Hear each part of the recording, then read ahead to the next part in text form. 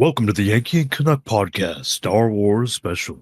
And today we're going to be talking about The Force Awakens, The Last Jedi, and The Rise of Skywalker.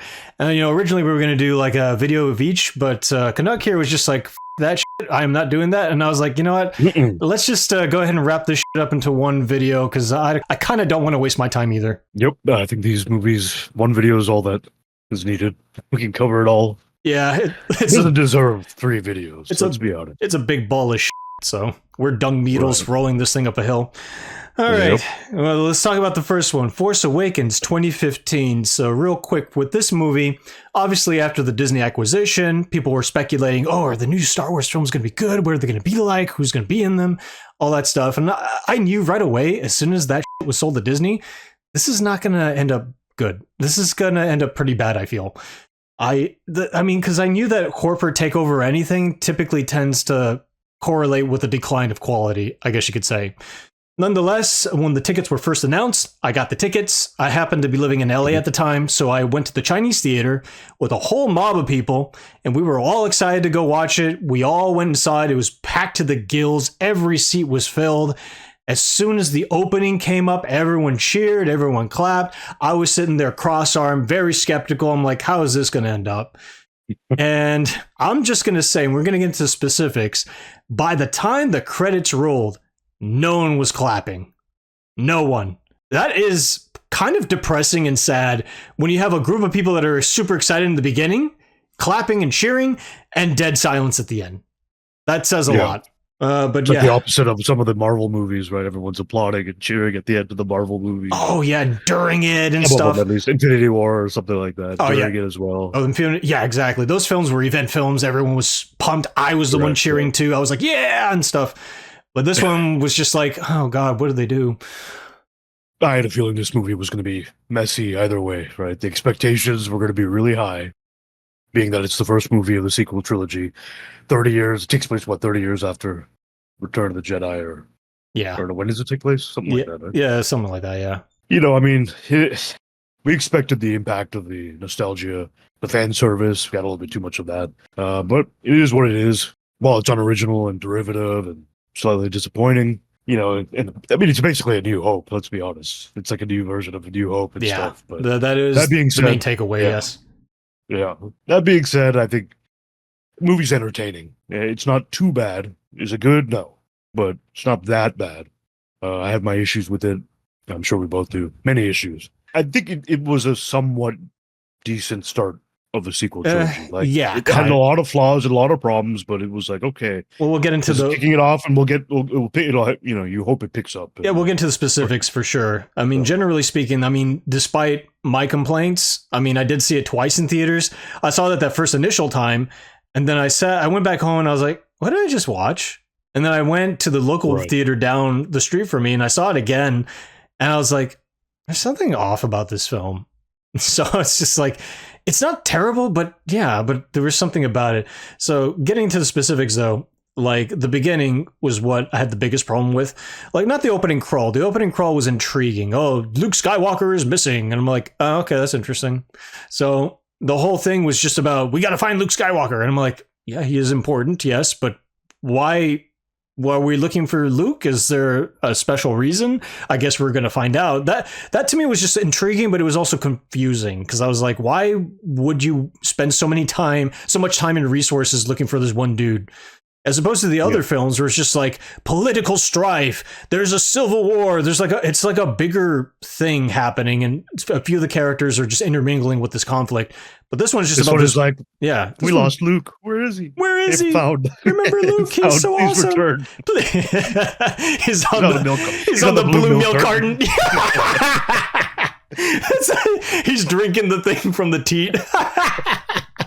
We've lost our Luke. And that comes a little later, but that's the opening crawl. But then when it comes to like the opening, I did not like how it opened because there's the stormtroopers in this and their little ship. I don't know what you call it, transport ship of some kind. And the close-ups, there was like that shaky lighting, that flickering and stuff. Classic J.J. Abrams kind of stuff. This is J.J. Abrams, exactly. It comes from his Star Trek movies. And granted, I do really like the first Star Trek movie that he did. It was really good. The second one, not so much. I thought that was really bad. but it was that same sort of style. And I could be mistaken, but weren't there kind of some lens flaring stuff happening too? Some strobing effects? I don't know. It just, Definitely. it just felt too modern. Because when you look at the other films, the previous 6, all George Lucas, even the prequels that came in like 16 something years later, they still felt like Star Wars films because of the way they were shot. They weren't too modern. They weren't all close-ups and janky editing and stuff like that.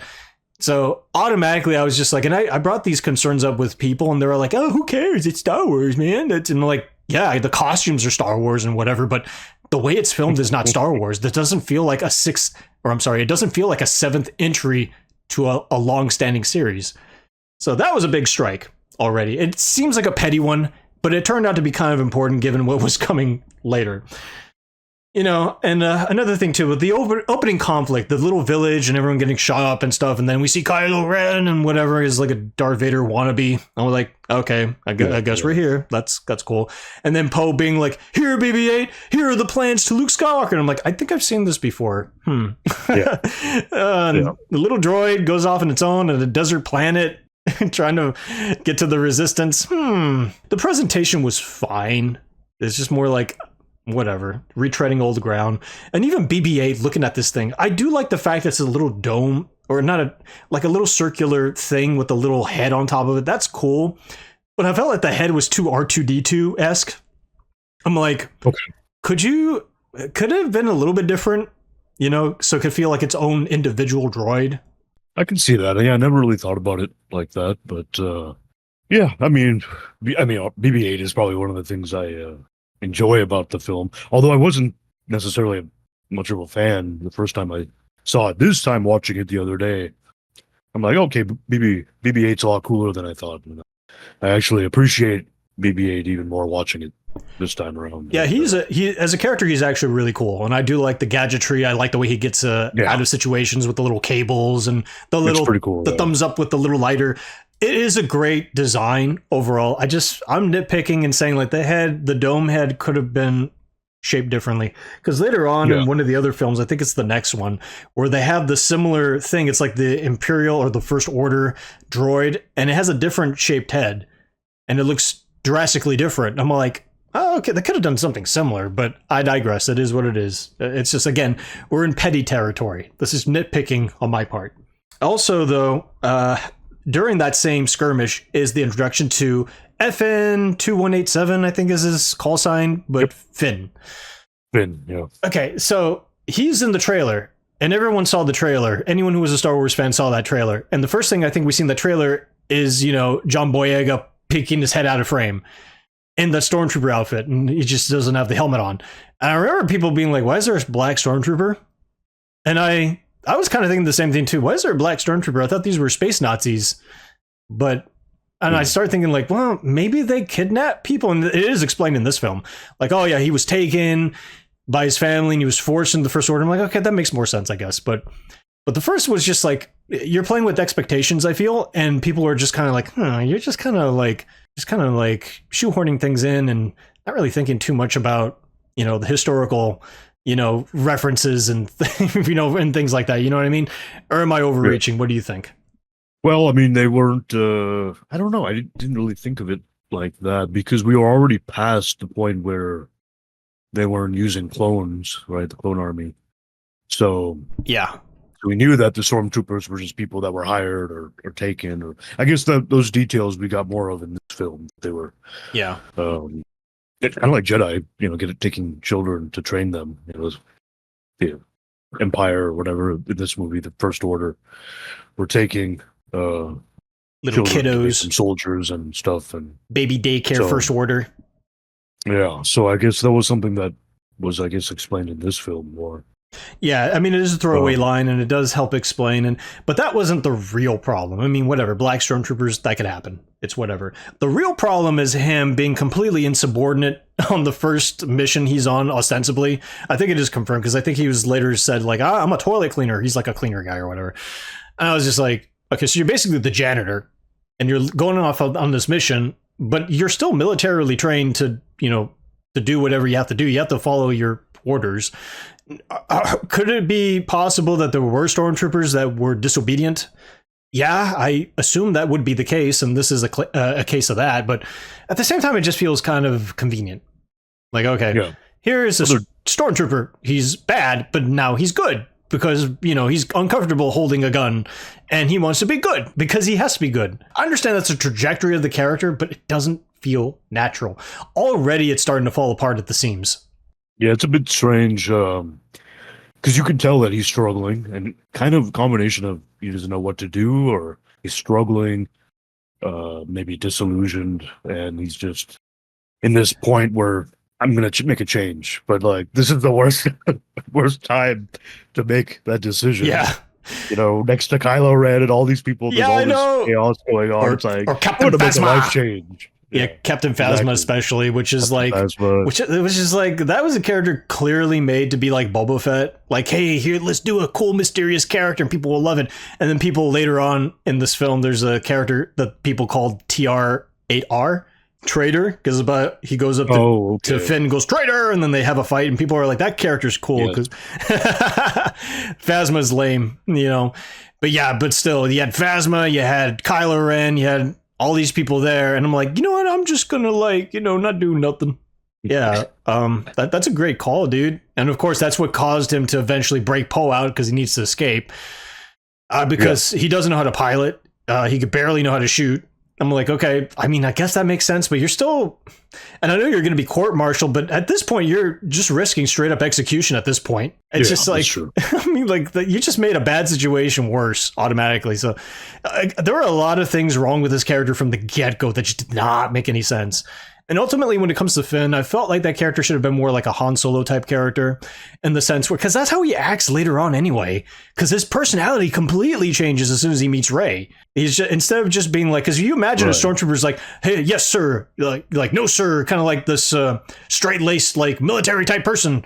But instead, he's just like, whatever. I'm a guy who does stuff, and look at me, I'm kind of goofy, and I don't know what I'm doing half the time. I'm like, that is a Han Solo trait. I mean, if you wanted to do that, just make him Han Solo. Just make him like a smuggler of some kind, or some sort of a criminal who doesn't care, a scoundrel. Yeah. I mean, well, he's important for the story, though, because they need his knowledge from being in the First Order and to go back and do all these things. And I agree, though. They could have definitely taken a different approach. They could have. I think Finn's a good character. He's an interesting character. I thought Boyega did a good job.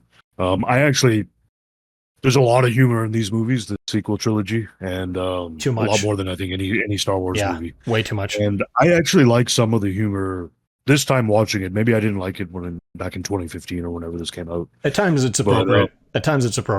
But at times, sometimes are awful. But some of it is pretty funny, and a lot of the scenes with Finn are actually. His timing is pretty good, and I think in that first half hour or so, especially, I laughed a couple times, actually 2 or 3 times maybe.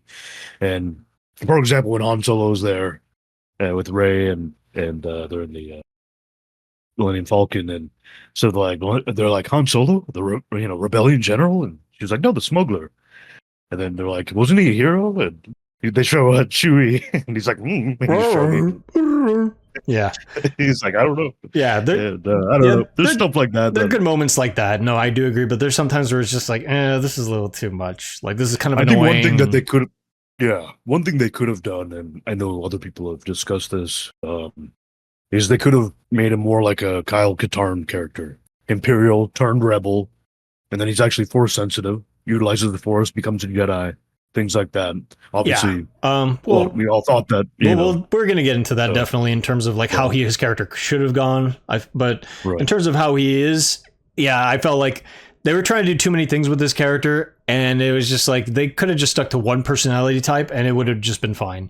If you wanted to be a stormtrooper that defects from the First Order, fine, but stick to that personality type. Make him the kind of guy who's just like out for himself. And it takes a lot for him to be selfish, to be selfless. That's a good character arc. That's a good character trait. But instead, they try to have everything and have their cake and eat it too. It's just like, and it creates a kind of a mess of a character that maybe there's some good qualities, some fun qualities, but there's a lot of missed potential. And even John Boyega himself is just like, bro, what?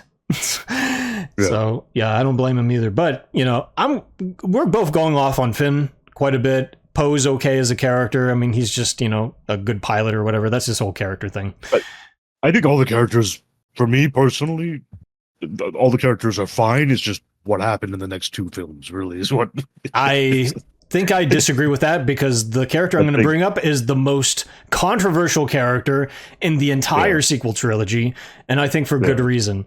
And I'm kind of sad about it. I also, it depends on how you look at it, I guess. I should make a note that the potential for these characters were all there. Yeah. And some are better in this film, and then there's a lot of issues and disastrous, you know, in the other films, the other two sequels.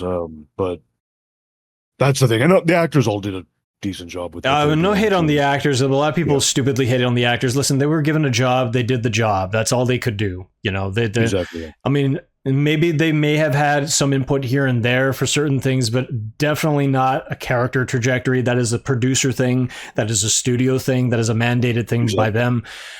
But casting was good, actually. I thought Boyega, Daisy Ridley, Oscar Isaac, they're all talented, and they all did well with what they were given. It's just it just went down the crapper. But obviously the character that I'm talking about is Maz Kanata. That is such a terrible character. It is the worst character in the entire series. It is ugly. She does nothing substantial. No, Maz Kanata, who gives a she's just a nothing character that does fan servicey things here and there. I'm obviously talking about Ray. Listen, when I first heard that they were casting Daisy Ridley and she was going to be the main heroine, the main protagonist in this entire thing, I actually was excited. I was like, this is cool. I like this. There were probably some detractors very early on being like, why is there a woman the star of it? Blah, blah, blah. I'm like, why do you want it to be exactly the same? We already had Luke. We already had Anakin. Ray, I felt like that was a natural progression to go to. And Star Wars also has some progressive elements in them as well. Of course, yeah. I mean, starting with Princess Leia, that was a brand new way to do that character. She was a damsel in distress that becomes a heroine, saves the boys. That's pretty much unheard of, and we covered that in one of the episodes. So Rey was going to be a mere extension of that, and we were going to find out more about her, what she's all about. And the problem is, and ultimately the problem with all three films, frankly, is J.J. Abrams. This guy... Yeah, Jar Jar Abrams. Jar Jar Abrams. It was a huge mistake to hire this guy. All right. So the main reason being, is that the man loves these things called mystery boxes. You heard of those? Mm-hmm. Yeah. So to explain to you guys, it's a thing of mystery. It's a thing that people are looking for, or it's a thing that's being kept away from them, like a monster or some sort of a MacGuffin of some kind. And then you don't explain what it is until the very end, or you don't explain it at all. This is in Super 8, famously. Which is like the whole marketing thing behind that is like, what's the monster inside the train? What's the monster that's hunting the kids? Let's find out what this monster is. It's an alien? What kind of alien is it? Then when you see it, you're just like, this thing sucks. This is such an uninspired alien design. This is a nothing burger. Another reminds me of his time spent on Lost. That's also Damien Lindelof's brainchild. True. Who loves doing that kind of crap too. But JJ is largely responsible for a lot of the mystery behind Lost that went mostly unexplained to the very end, and they put some cockamamie explanation at the end, and that was a disaster. Another one I can think of is Mission Impossible 3, the whole, what was it called? The Rabbit's Foot? That was like the main MacGuffin in that film that Ethan Hunt had to get. And by the time they get it at the end, Lawrence Fishburne, I think, was his boss in that film. They're like, what is the Rabbit's Foot? And then Lawrence Fishburne is like, wouldn't you like to know? He basically said something like that. I was like, what? What? That doesn't say anything about anything. What is this? And then to end this whole note, he did a TED Talk, JJ, and he was just like, here's an old magician's box that I got when I was a kid. And I brought this today because to let you know, I never opened it. And I don't want to open it because what I think is inside this box is more interesting than what is actually in the box. And I have that philosophy for all my movies. And I'm like, oh, that's why everything you do sucks. Okay, that's great. He never, except for the Star Trek film, at least the first one. That was good because he didn't do any of that crap in that film. And that's why it was good. In this Except film, the part where Kirk just kicks the thing at the end, and it's like, okay, problem solved. Yeah, well, that's he just kicks the reactor or whatever. That's not so much of a mystery box, just more of like a thing he had to do. But it's not. I'm just saying that was the only stupid thing I can think of in that movie. Yeah, but nonetheless, but going back to this film though, Force Awakens, He does this crap a lot. Who's Ray? We don't know. Ooh, I'm like, okay. Who's Snoke? We don't know. Ooh. I'm like, and he kept doing that throughout the entire fucking film. Which is fine, because if that's what you're going to go and uncover, we're going to find out about it. That's part of the story. But that's not the case, right? Well, the problem was ultimately he did not have a plan for everything. When we get to the next film, we'll get into more detail about that. But he did not have an ultimate plan for all of this. He did a bunch of crappy mystery box shit. And then he's like, all right, take it easy. See you later. I'm going to be counting my money over here. And then, and then later he was just like, oops. Oh, well, I guess I got to fix it. Okay. Can I use my new mystery boxes though? No. You have to explain stuff. Oh, that's going to be kind of a problem, guys. Yeah, because I made a mess. Ryan Johnson made a bigger mess. Like, what do I do? Well, here's the broom, sir. You got to clean it up now. I don't want to shovel manure. But going back to the main problem, Ray, I really wanted to like this character, and there are times where I do like the character. Has a lot of the qualities in the main character that you would like to see in a main character, which is like she's heroic, she's fearless, she has moments of vulnerability. But ultimately, what's wrong with her character is that she does way too much and way too soon. That's exactly. I mean, that's one of the biggest complaints I think people have, and it's a valid one. And take this film, right? She can fight, she can fly, she can, how is she able to fly the Millennium Falcon just like that? I mean, it made more sense. Here's one thing I'll say. It kind of made more sense that Luke did, because Luke had a more privileged life than she did. Like, he was going to go to the academy. He was practicing flying and with his friends and stuff. And her, on the other hand, I mean, I understand that she should have a certain skill set, and maybe even some degree of flying is one thing. Sure. I mean, on the other hand, it only mentions something very briefly in this film. That's after they took off in space in the Millennium Falcon. She's like, I've flown some ships before and stuff. It was a throwaway line, clearly. Literally, that's it. Yeah, exactly. Yeah, and some people say that when Luke says a couple of lines like that, they're throwaway lines too. But like, there's that too in The New Hope. But there's also the added assumption that because he's a young man about to go to military flights academy or whatever it was, that is, and I mentioned this too in one of the episodes we did, was just because there is a societal assumption that a young man going off to military academy, he would have some experience under his belt. Yeah, it's assumed that he would know how to fly things or know how to shoot blasters. That's a societal assumption. When you go with Ray, that societal assumption isn't there, so you kind of have to do a little bit extra. Is it completely unfair? I think so, but unfortunately that's the world we live in. So I feel like with Ray, you have to visually show, like, for instance, when she goes into her little AT-AT thing that she lives in, house, you could have shown that she's like, you can already know she's proficient with technology because she's a scrapper. She's a scavenger. That's what she does. Right, so that knowledge is fine. Self-defense. Well, it's a dangerous environment. She's got to know how to defend herself. That makes sense. Yes. But flying. The question is how proficient. The question is, like I mentioned, Luke, for one reason also is too, because she's struggling to even get food, right? Yeah. When did she get the time to learn to do other things other than, scrap salvage to get food? Yeah. You could see. So, like, how did she manage to do this? I believe it's certainly possible, right? It's not that big of a deal, but she was just way too comfortable flying. Yeah, exactly. And being able to navigate that well in the derelict ship, like it's Death Star 2, like that scene, like, I don't know, man. Yeah, at least it's brief. It's very brief to play the devil's advocate, but I don't know. I think they could have done a better job. And the issues, there's other instances of it just being thrown there. It's like, wait, how did this come to be? Like, is there a reason for it? Even if you're going into her ability to use forced persuasion so early, right? Oh my God. When she escapes. Well, yeah. I mean, look, I can understand that she would have honed some skills having to survive on Jakku. Basic combat, like you said. Maybe basic flying skills. Well, there's actually a theory. There's actually a theory with that I found out recently. Okay. And when Kylo Ren gets into her mind and unlocks that portion of her mind, he inadvertently ended up unlocking her force potential. That's what people say. However, how does she know mind tricks? Jedi mind tricks? How does she know all this stuff? Just because you open up your mind to something doesn't mean that you're like, all right, I got the cheat codes. Let's do it. I can do everything now. I'm like, that's not how it works. I mean, Han Solo says it himself. Like, this is not how the Force works.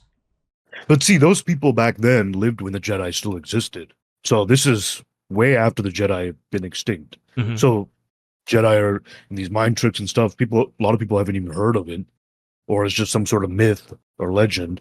And so she's been on this planet Jakku. Who knows what she's really, I mean, I'm just saying, basically, there's a list of things that are kind of too much, a little bit of inconsistencies with Star Wars. I mean, those are the ones, yeah. I can keep going and on, I mean, she can understand BB-8. She can understand Chewbacca. What's next?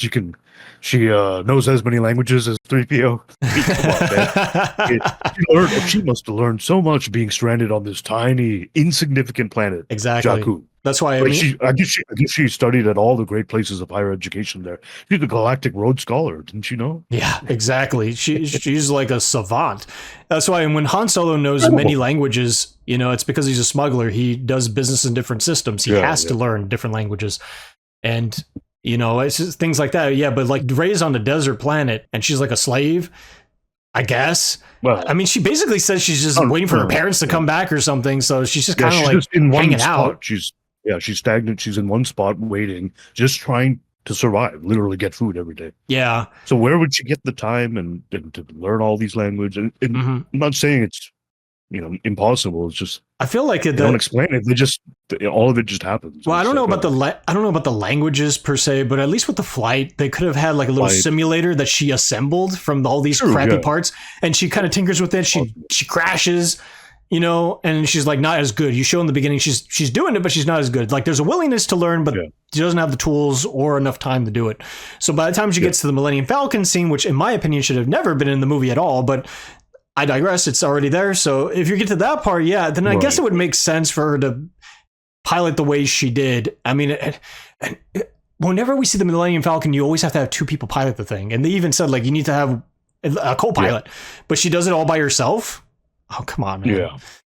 And it's the navigating in that ship, how tight the quarters were and how she was able to pull that off, right? I mean, obviously they show her have a little bit of a tough time, but I mean, it should be an incredible, I don't know, man. It's all the force.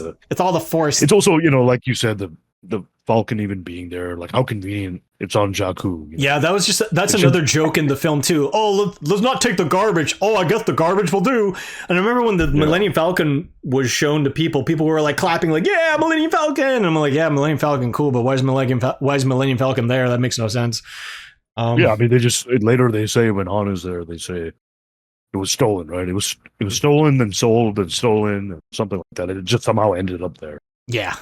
It's way too convenient, I feel. But I mean, like, whatever. Speaking of Han Solo too, I mean, like, this was the film where Harrison Ford was just like, "Hey, give me like $15 million and just kill me, and then we'll call it." Finally got what he wanted, right? Yeah.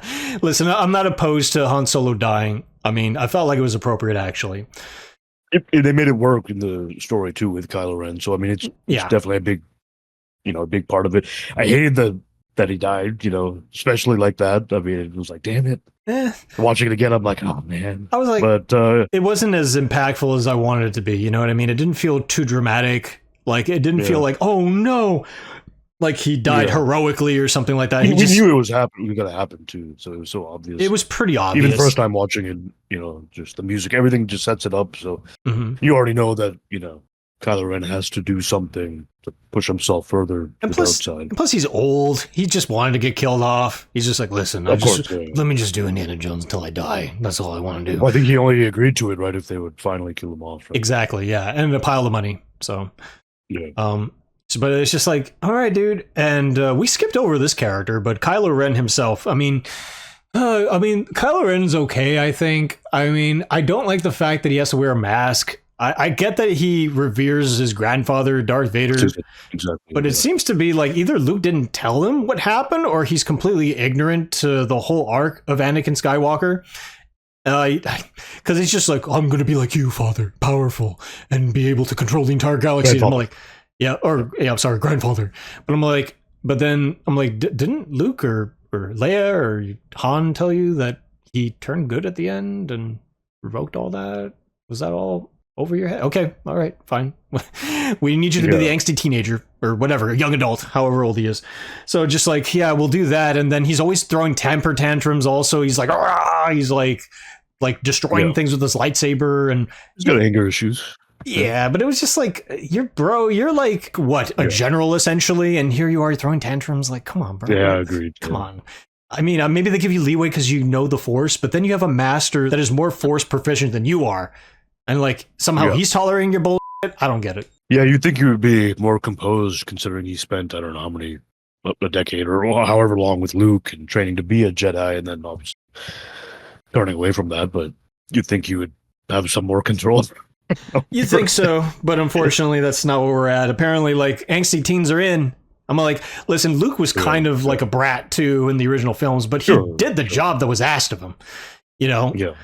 You know, he had certain abilities that he fulfilled when whatever role he had to fulfill. You know, it's just like, and Kylo's just like, it just seems like nepotism. It's just like, I am the grandson of a very powerful guy, therefore I want to be in his position. Oh, okay. Okay, cool. Yeah. Here's your room, and enjoy your stay. And but you know, and then we get into Leia. Leia was okay. She kind of did nothing in the film, really. She just kind of looked sad and whatever. Maybe sometimes exhibited strength through her leadership here and there. She was kind of like Poe. She was kind of there. And when we get to the other characters, C-3PO and R2-D2, they had very small roles in this, and they were fine, I guess. I mean, ultimately, it's just one of those things where it's just like, it's cool to see them, but I don't know. At the same time, it did nothing for me. You know what I mean?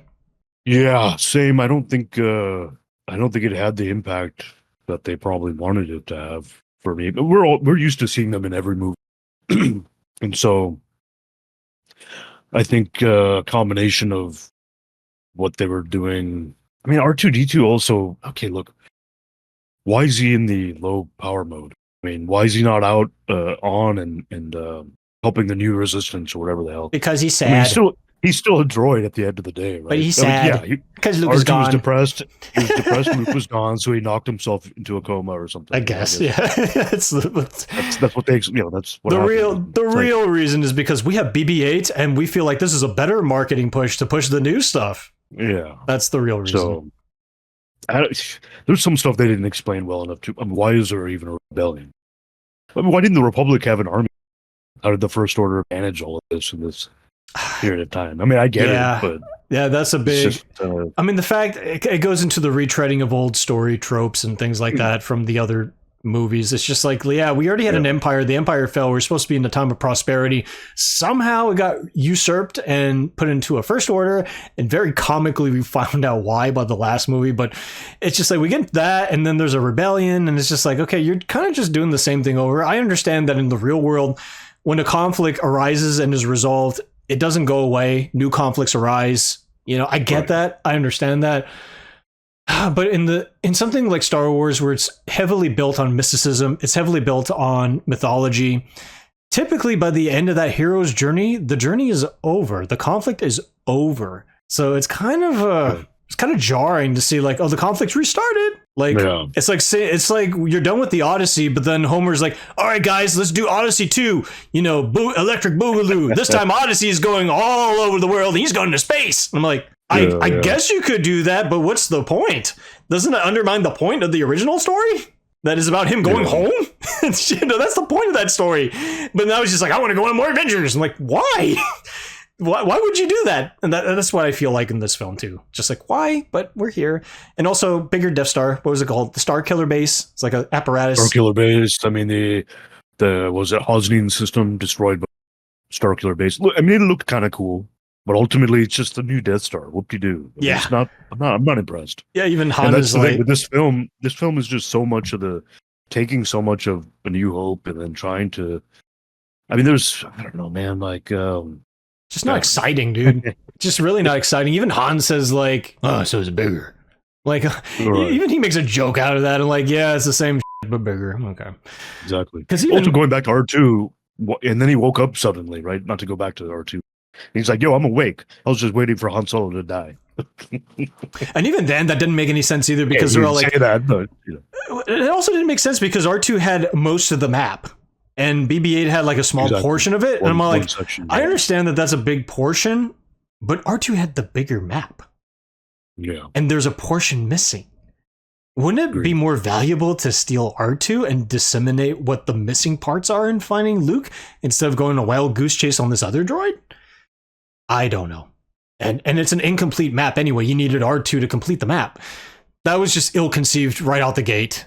You know, it was just like, how can we do A New Hope again? We'll do a thing where there's a map, a piece of a map, and it has Luke Skywalker's location. And yeah, that's not as important as stealing Death Star plans to give to a rebellion, finding the weakness, exploiting the weakness, and destroying that portion of the Empire's great super weapon. That's like, I'm sorry, that makes more sense than this thing, but I don't know. Again, we can keep going on and on and on. I mean, I have a goddamn long list to get through here. Right. But I don't think we can spend too much time on this film. I know. Yeah, right. But yeah, as far as, having the old characters back in, I mean, and for example, like, one of my criticisms and many of ours is, what happened to the old heroes and stuff. And so, it's not Luke's story anymore. I mean, Mark Hamill said that too after, and it's true to some degree, right? I get that. But then the opening crawl mentions Luke.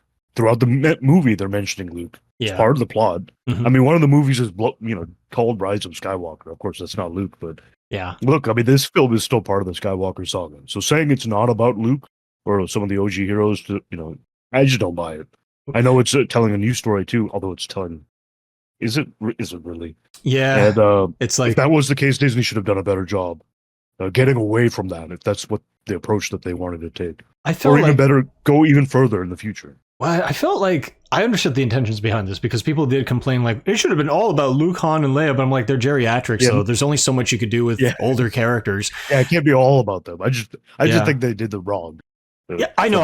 I agree too. I agree they did them dirty, but I do like the approach, like, because you have the original trilogy with those characters, then you have the prequel trilogy that's just like Anakin and his people, and this trilogy being completely brand new characters, a new generation.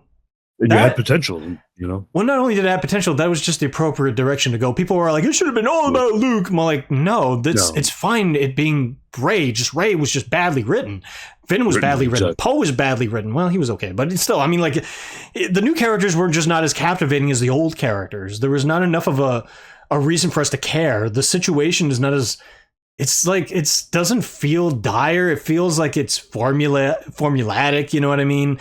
It doesn't feel fresh. It doesn't feel engaging, and when you have all these things in place, then the new characters would have been fully embraced by most of the Star Wars fans. There are going to be some people that won't like them regardless, but still, they would have done a better job, I feel, if they'd done what they were supposed to do in the first place. I mean, that's exactly it. And for whatever reason, this is the mess that they made. And you had these characters that could have been great, Rey and Finn and Poe. So yeah, and Poe's fine. I mean, he's just kind of the Poe Dameron. Yeah, he's kind of just the pilot who does whatever he wants, kind of thing. And as a matter of fact, not the chain of command type of guy. I mean, like, he's fine. He's fine. Yeah, in this film, Finn and Rey had the potential to be really superb characters and have a great story. And you could have, both of them could have been force sensitive. You could have done really cool with that. And maybe I'm fine with just Rey being force sensitive. I know a lot of people wanted Finn, and there was that expectation, that tease when he gets the lightsaber and fights. Exactly. I'm fine with him not being force sensitive. I feel like at that point you're just really kowtowing to expectations too much, and that's what they ended up doing later on in these films. They were just like, not so much the second one, but definitely the third one, and it's just like they could have just done their own thing from the beginning and just stuck to it. And for some of it they did, like Finn not being force sensitive. I personally like that. Poe not being force sensitive, I like that. Not everyone has to be a fucking Jedi or Sith. I mean, I agree. Yeah, not everybody. Yeah, but I think they could have worked. It could have worked, like I said, if they maybe took like a Kyle Katarn approach to some degree. I don't know, how well they would have written it with all these other characters and into the story, with especially connecting it to Luke and some training or whatever. I don't know, but. Who knows? But we got what we got, and honestly, all in all, this film is the least worst out of the two. As much as we're complaining about it, it's just like, ultimately, I saw it twice in theaters and I saw it 2 more times on my own, including for this podcast. So it is the most watchable one out of the 3. It's the least egregiously awful, even though there are awful things regardless in this film. I thought about, we can bring up because a lot of people talked about it, and I hated too, that Chewie and Leia not having a scene after Han's death. Like they just walk by each other. Like we don't give a. Yeah, they kind of screwed Chewie over in this whole sequel trilogy. Honestly, Yeah. So Chewbacca and Leia not having a scene after Han's death. I mean, what was that? I mean, that's pretty foolish. Leia hasn't even met Rey, but they hug. I mean, they're like, oh. but she's the I think main J.J. Abrams character. I think J.J. Abrams said it's because they felt each other through the Force. I think he actually said that. Oh, f off. So the Force choked the Force. The Force. Hold on. The Force choke. The Force what? Chewbacca. No. So the Force clouded Leia's judgment by not acknowledging Chewbacca and his loss too. Like no consoling, nothing. Just like get the hell out of here. Well, he's a second-class citizen after all. He didn't get that medal. Oops. Yeah. Actually, we're gonna get to that later. Yeah. I mean, it doesn't mean that Leia can't or shouldn't have consoled Rey too. That's fine, of course. But Chewie and Leia completely ignoring each other. I agree. Any Star Wars fan, she embraced her like she's like her granddaughter or an old family friend or something like that. I mean, like you just met this girl, like what? Yeah, and completely ignored Chewbacca, who just walked right by you. Oh, hey, Chewie. I just feel like that's one of many things and it just convinces me that the people who make these new Star Wars movies, in this trilogy in particular, I just find it hard to believe that any Star Wars fan would make an error like that. I mean, and there's other points of this film too that there's like, well, what? Like, I feel like this is clearly a case of fanboyism gone wild. That's what it really is, because like this is what happens when you have a complete fanboy of a franchise taking over and they're completely afraid of doing something new.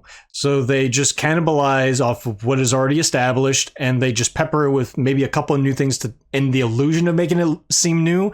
In reality, it just feels like fan fiction, and Rey is like a perfect example of that. Make it new, but at least pay like the respect that it deserves. I think and to make these type of errors, like the interaction between characters in this scene and other scenes too, it's just like boggling. It puzzles me. Like, I don't understand why you would. That's why I mean, like ultimately, the best kind of people to work on this stuff are not necessarily fans, or not necessarily people that don't like this stuff, which we're going to get into in a moment with this next fucking film.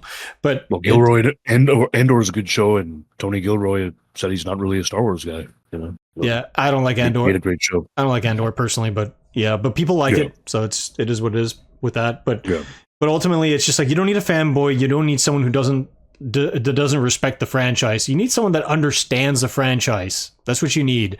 You need someone to take a critical look at things and be like, and figure out new exciting ways to inject life into it. You know what I mean?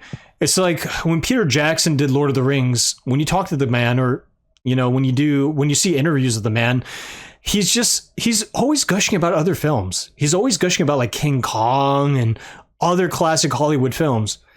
But when you look at Lord of the Rings, you're like, this looks like it was done by a super fan and stuff. But when you look into it, he's just like, well, I like the books. They were cool. I thought this would be a great movie. So I decided to make it into a movie. It doesn't sound like someone who's just like, oh, I'm going to make every single frame just like the book. I worship the book. I worship every page that Tolkien. No, he wasn't like that at all. He was just like, I like the books. I feel like this would make great cinema. And we have the tools to make it so. And what do you know?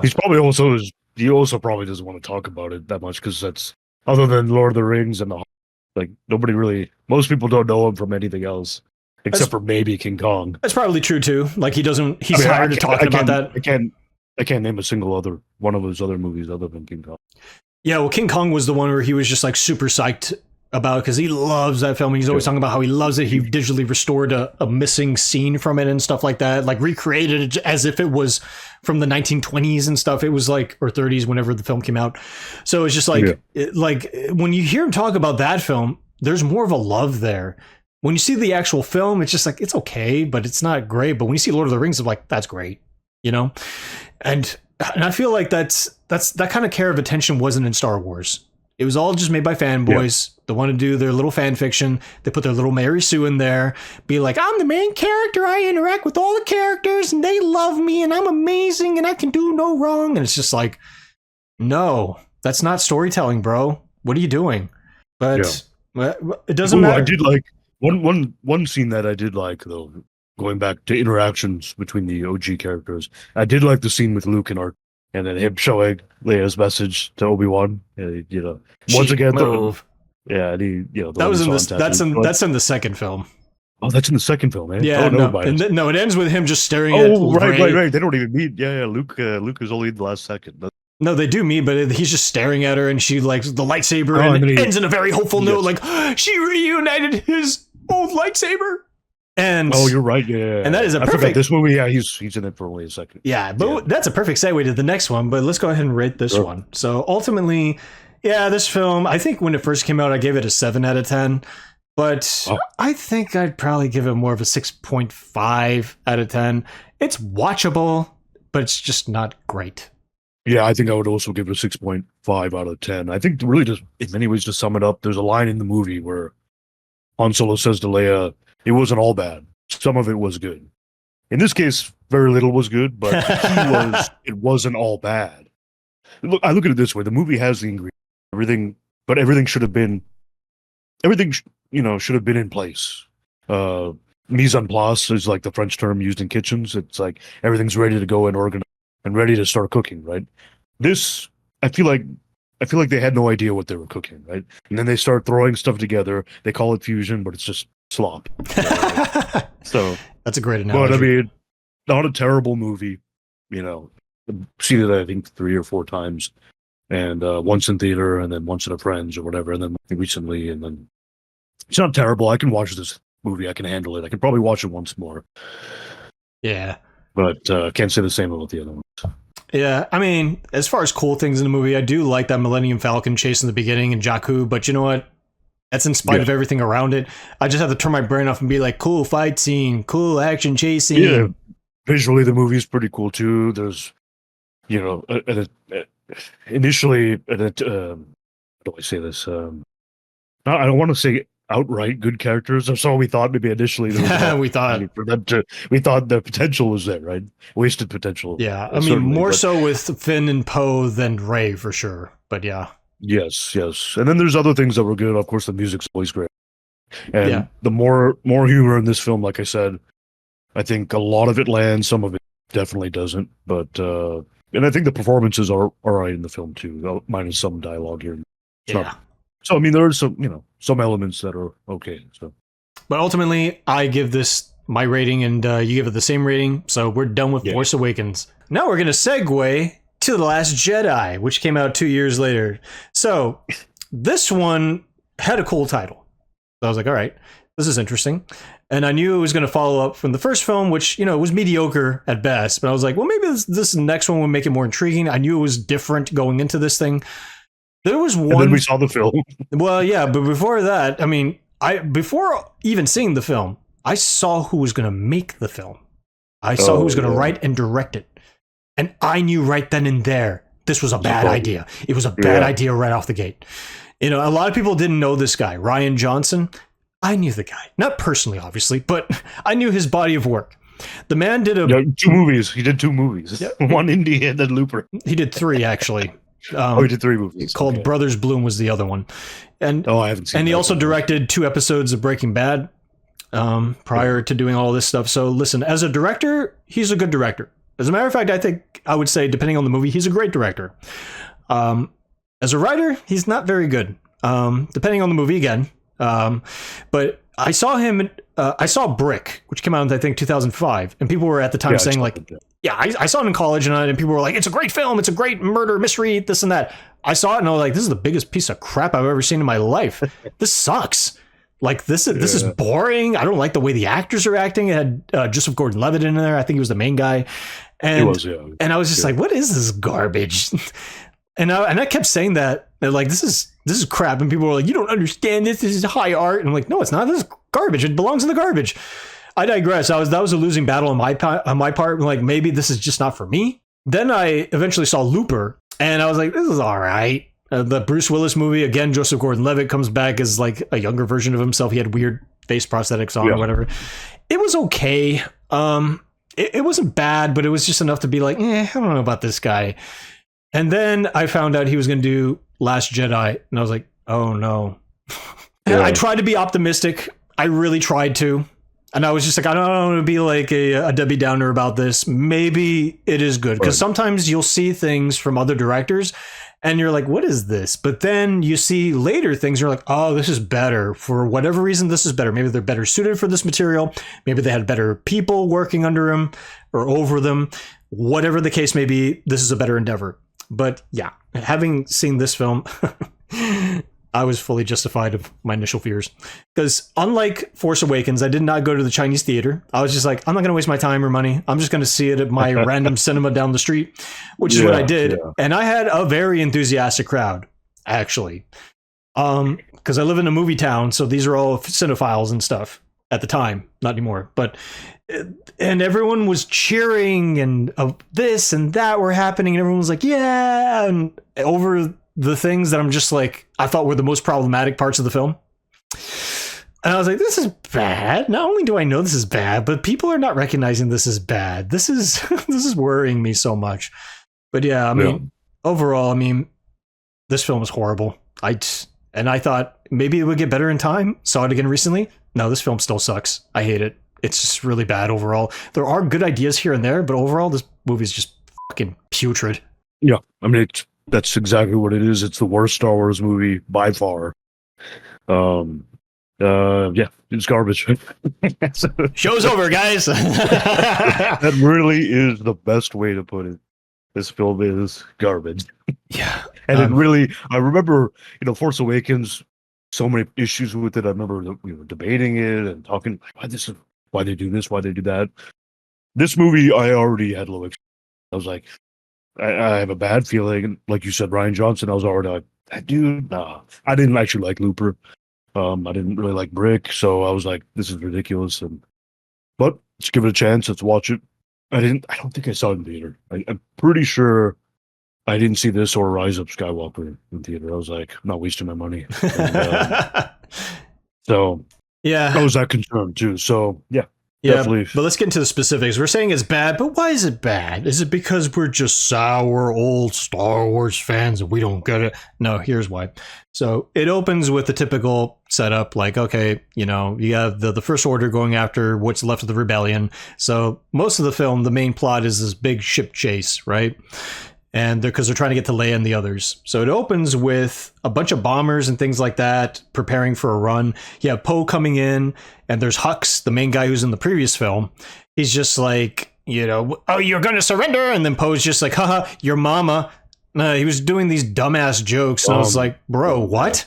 It went on for a while, too. It was like a whole minute of just like, knock, knock, who's there?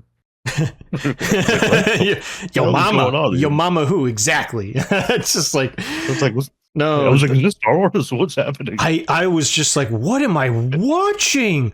Then the whole bombing thing happened, and I guess that was okay. And then it culminates to like Finn waking up from his little coma thing because he had it backslashed in the last film by Kylo Ren. And he's walking around with that thing on and squirting liquid everywhere and whatever. Yeah. So I was just like, okay, this is really weird. What is going on here? I was really confused by what was going on. And and also like the whole thing with the bombing too, because there's a character called Paige Tico, who is the sister of Rose Tico. We're gonna get into her. I didn't know that. I didn't know that's what her name was. Exactly. I mean, they do say it in the film. It's easy to miss. But I know Rose Tico. I didn't know her sister. We all know Rose Tico for all the wrong reasons, but Paige is her sister, and that's the reason why she goes off the little adventure with Finn later on in the film. And that whole thing is orchestrated as if we know the character or we're supposed to care about the character, but in fact we do not care about the character because we do not know the character. She's just a pawn in a greater game of chess. Yep. It's like seeing like some rebellion fighter randomly die. And you're like, oh, it's so sad. I'm like, I guess it's sad, but we don't know this character. We don't have a personal connection. So, yeah, but it was all mostly set up for this character. And that's because it's set up for Rose Tico later on. Be like, I need to avenge my sister. And I'm like, okay, who are you again? I'm sorry. So that was a problem. Just like with Force Awakens, that was already a problem right out the gate. So that happened. And also, when we get to the Rey and Luke stuff, ooh, boy, this is the worst stuff in the entire film, man. Like, that scene I'm talking about. Yeah. Like, you mean the opening scene? Oh, yeah. Because how in the last one, they're like, Rey's like, here's your lightsaber. And then what happens? The opening scene? Yeah. Yeah, he just tosses the lightsaber. I mean, they ruined Luke Skywalker. They did. To put it lightly. I mean, even Mark Hamill called it Jake Skywalker. Like, this isn't Luke, this is Jake Skywalker. I'm like, yes, it is. It is Jake Skywalker. This is actually one of the biggest problems I have with this trilogy and this film is great characters. It's the nihilism. The overall overarching theme of nihilism is the problem too. Like that's what ruined Luke. That's what ruins the Jedi. That's what ruins the Sith. That ruins all sense of purpose for any of the characters, because apparently Rian Johnson's operating logic is nothing really matters, so therefore stuff happens. And I don't know what Rian Johnson is a poor man's Christopher Nolan. He thinks he's sophisticated. He feels like he has the plot. He does not. He is a pseudo-intellectual. He does not know anything. He just wants to create something to the detriment of it, just so he can show to everyone how clever he is. I said it. I'm not taking it back. That's how I feel. F*** him. F*** him and his shitty writing. I hate this guy. This movie's garbage, like I said earlier. There's elements of it that don't make sense. There's so many subplots that he added in there that were on, and then just like we were just saying, completely ruining a legendary character like Luke Skywalker. Yeah, I don't know why or what compelled you to take this direction. You know? He just wants to be the anti-Star Wars, and he claims to be a Star Wars fan. No, sir, you are not a Star Wars fan. Like, listen, Jar Jar. I meant JJ. Jar Jar Abrams. Jar Jar Abrams. So Jar Jar, yes. I guess. I mean, he's obviously a super fan, but it was to a detriment. This guy is not really much of a fan at all. And if he is, he's a very surface level fan. And he's just like, he just destroyed a whole legacy for what? Just so he could prove to people like, I'm super clever. His whole thing is just like, I'm subverting expectations. Why? Wait. Yeah, you definitely are. I mean, yeah, really. I mean, like, listen, Empire, did that subvert expectations when Vader was just like, I am your father? Yes, it did. Yeah. Did it serve the story? Absolutely. Did it enrich the character of Vader? Absolutely. Did it enrich the character of Luke? Absolutely. What is the subversion when Luke is just like, the Jedi? Yeah, I mean, what compels someone to think that you have to kind of piss on everything before you create something new? You know what I mean? Like, what you have to move forward and stuff, you just have to, just destroy everything that came before it. It's like, what? And he's such a curmudgeonous, defeatist asshole too in this film. Like, it doesn't make any sense. Like, the film ended in Return of the Jedi. Return of the Jedi ended with Luke being hopeful. He restored balance to the galaxy. And now he's just like, I'm hiding because I tried to kill my nephew and that didn't work out. So I'm on an island and I'm going to die here. Yeah. What? Listen, when Obi-Wan and Yoda were hiding from the Empire for self-preservation purposes, when Luke met Obi-Wan, was Obi-Wan like, the Jedi, man, it's a bunch of bullshit anyway. No, like, man, what did they do for me? Yeah, exactly, they didn't give up. And even Yoda's like, the Jedi must die. Like, no, he didn't do any of that. Why would these characters do that? That doesn't make any sense. Why would Luke do that? That doesn't make any sense. And his defense is, it's character development, because I'm subverting expectations. I'm like, no, you're not. No, that does not. You're just destroying like character motivations. You're just going against what's. I understand. Okay, listen, let me backtrack a little bit here. I understand that people get jaded over time. That is an actual thing. It is reality. I get that. I get that people are starry-eyed and hopeful and they have large ambitions and dreams and it all comes crumbling down. I get that. And people become very curmudgeonous in nature. They're just very defeatist. They don't want to do much of anything anymore. I get that. But Luke Skywalker is not that guy. He's just not. And even Vader, when he was betrayed by the Jedi Order, was he just slumped in the cave being like, I hate the Jedi suck. Blah, blah, blah. No, he became the evil bad guy that slaughtered Jedi, and then he was redeemed at the end. That's called character growth. Exactly, yeah. And then in this movie, you have a moment where it's like, okay, I guess he's going to train Rey after all, and then he doesn't. He doesn't. Right? He's so defiant too. He kind of like a half-ass attempts to do one lesson or something. Then he just runs away. He's like, no. I saw that before in Ben, and I wasn't scared before, but now I am. Like, what? The fearless Luke Skywalker is now scared. What? Yeah. Oh my God. I was getting more angry as the film progressed when I was watching this shit. And I mean, we knew it was going to be bad when the first thing he does is throw the lightsaber. That's just That was a giveaway. Right off the bat. Right off the bat, you already know there's something wrong. I should have left the theater. But I had to see more, unfortunately. Yes. Oh boy. Yeah, but that's the most egregious part of it, and just the Luke aspect of it. The Rey aspect isn't so much better. Now she goes from being super powerful to just being super powerful still. Luke is a really bad teacher for reasons and stuff, and therefore she has to be self-trained on her own, and somehow she is way more powerful by the end of this film than she was in the last film. Moving all those rocks, she's able to three-shot like these TIE fighters at the end, like with relative ease. I'm like, okay. I mean, it just felt like they gave up. Like, they were just like, all right, you want a hero to do heroic stuff? Let's have a hero do heroic stuff. Call it a day. But what's the reason for this? Who cares? They want heroic stuff. Let's do heroic stuff. Let's get it out of the way. Come on, man. I got to count my money later on today. I can't waste my time with this nonsense. Called character development or whatever. It's just like, okay, whatever, dude. Yeah, even the way that they, conveyed the different events of what, or at least what they thought was the events of Luke betraying or attempting to kill Ben, and Luke has his perspective, and even that, it's like something like that. I think you probably remember what really happened. And they're giving two versions, and I guess maybe the truth is somewhere in between. Obviously, we would normally believe Luke says, but this isn't even the Luke we know anymore. So even then, even when Rey, I don't even know. Well, even when Rey confronts him, he doesn't outright admit and say like Ben's lying. He just is kind of like, eh. I'm like implying that Kylo Ren's version is the true version, which just making him more scummy, I feel. And it's just like, bro, you don't do that. I'm sorry. I don't care if you sense evil within him. You don't try to kill him.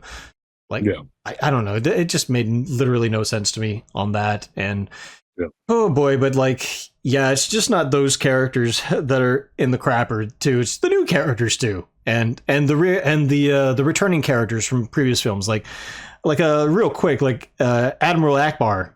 Yeah, he's there, and then he just dies unceremoniously. It's unceremoniously dying. I'm like, why did Akbar just eat it? And I remember like people complaining about that after the film came out, and Ryan Johnson's like, well, I didn't know he was that important of a character actually, so I didn't think it was a bad deal. I'm like, what? Did you not see Return of the Jedi? Right. You don't know the meme? It's a trap. That's him. That's him. That's a character you killed.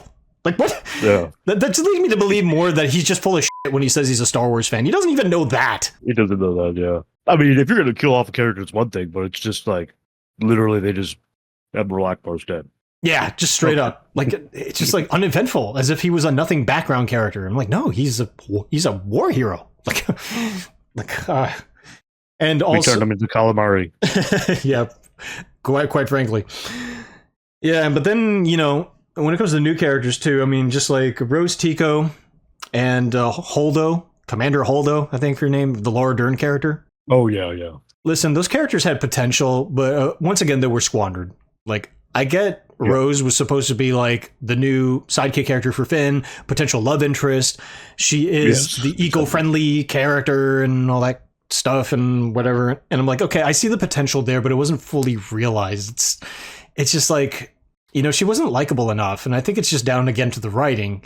They gem-packed her full of other qualities, such as like plot moving points. Like, I'm here guarding the pods because I don't want anyone to escape. That's how you meet Finn and all that stuff, and it keeps going like that.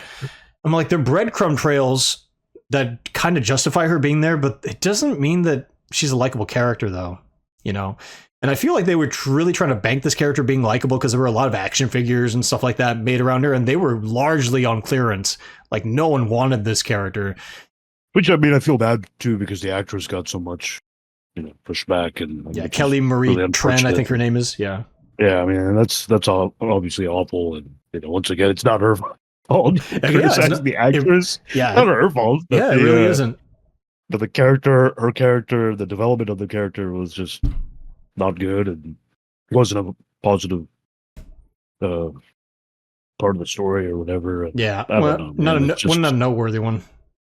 Yeah, that's a better way to put it. So, but But with Holdo in particular, I could see the point of that character. But again, it's another one of like, I'm subverting expectations. I'm like, oh God, okay. So Leia is out of commission because like, the First Order like put a hole through the space pod. Then she does her really awful, people call it the Mary Poppins thing, where she just floats back. Yeah. I was like, why would you do that? That's awful. That's so bad. Just unnecessary. I mean, I don't know what people are thinking, man. Oh, people. The scene just looks so ridiculous. People applauded in my theater when that happened. Ridiculous. I wanted to fucking just get a big bucket of soda and drown my head in it. Even seeing that scene again the other day, it's just like, oh man. I was like, oh, this is so cringe. But like that happens. But the point is that happens, and then she's out of commission, and then guess what? Holdo comes in, and I get the whole point of Holdo is that she's like more Vice Admiral Holdo. Yep, and she's trying to like hold the fort, and she's calling the shots, and the whole thing with Poe is that he's just too.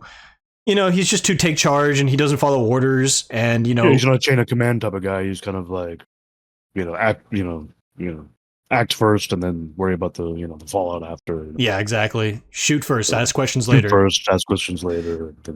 Yeah, so I mean, like that's his whole thing, but that character trait wasn't made clear in the last movie, so now it's abundantly clear in this film that he's kind of a dumbass, and it's just like you kind of should have done that in the first movie and then carried over to this one. Then you'd be like, oh, that Poe, look at that scamp, he's just screwing things up as he usually does. Instead, it just came out of nowhere. Like, okay, we need a point for this character because J.J. Abrams didn't do anything with him. Okay, let's just make him a complete dumbass, doesn't know what he's doing, completely does not follow orders. And we'll put these other characters, mostly strong female characters, and they're the real heroes. They're the real, like, strong-willed people in the story. And I'm like, I have nothing against that.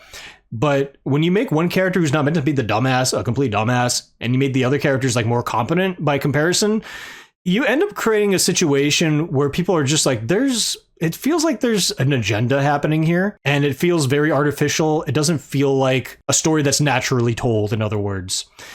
And people are going to end up getting the wrong ideas as a result. And that's why we have this film actually helped inspire the whole Disney backlash thing, the, go woke, go broke, that kind of thing, And it's just like, and that's largely because the writing is just that bad. Yeah. And that's Ryan Johnson's fault. That's your fault, buddy. You hear me? That's your fault. You did this. You did this. Yeah, I don't have a particular, like, Holdo, that character itself. I don't know. I think I would have liked to see more Admiral Akbar.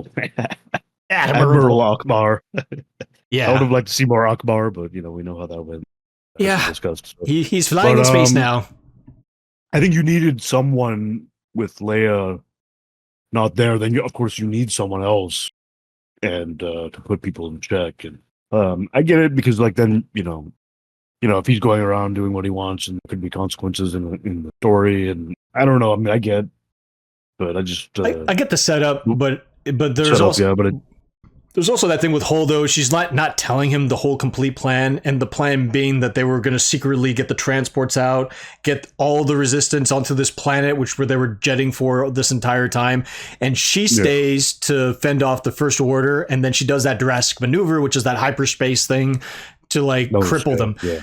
I understand all of that. It was still ill-conceived because, again, subverting expectations. I'm going to make her seem like she's the bad guy, but in reality, she was always the good guy. Why? What strategic sense does that make? That makes no sense.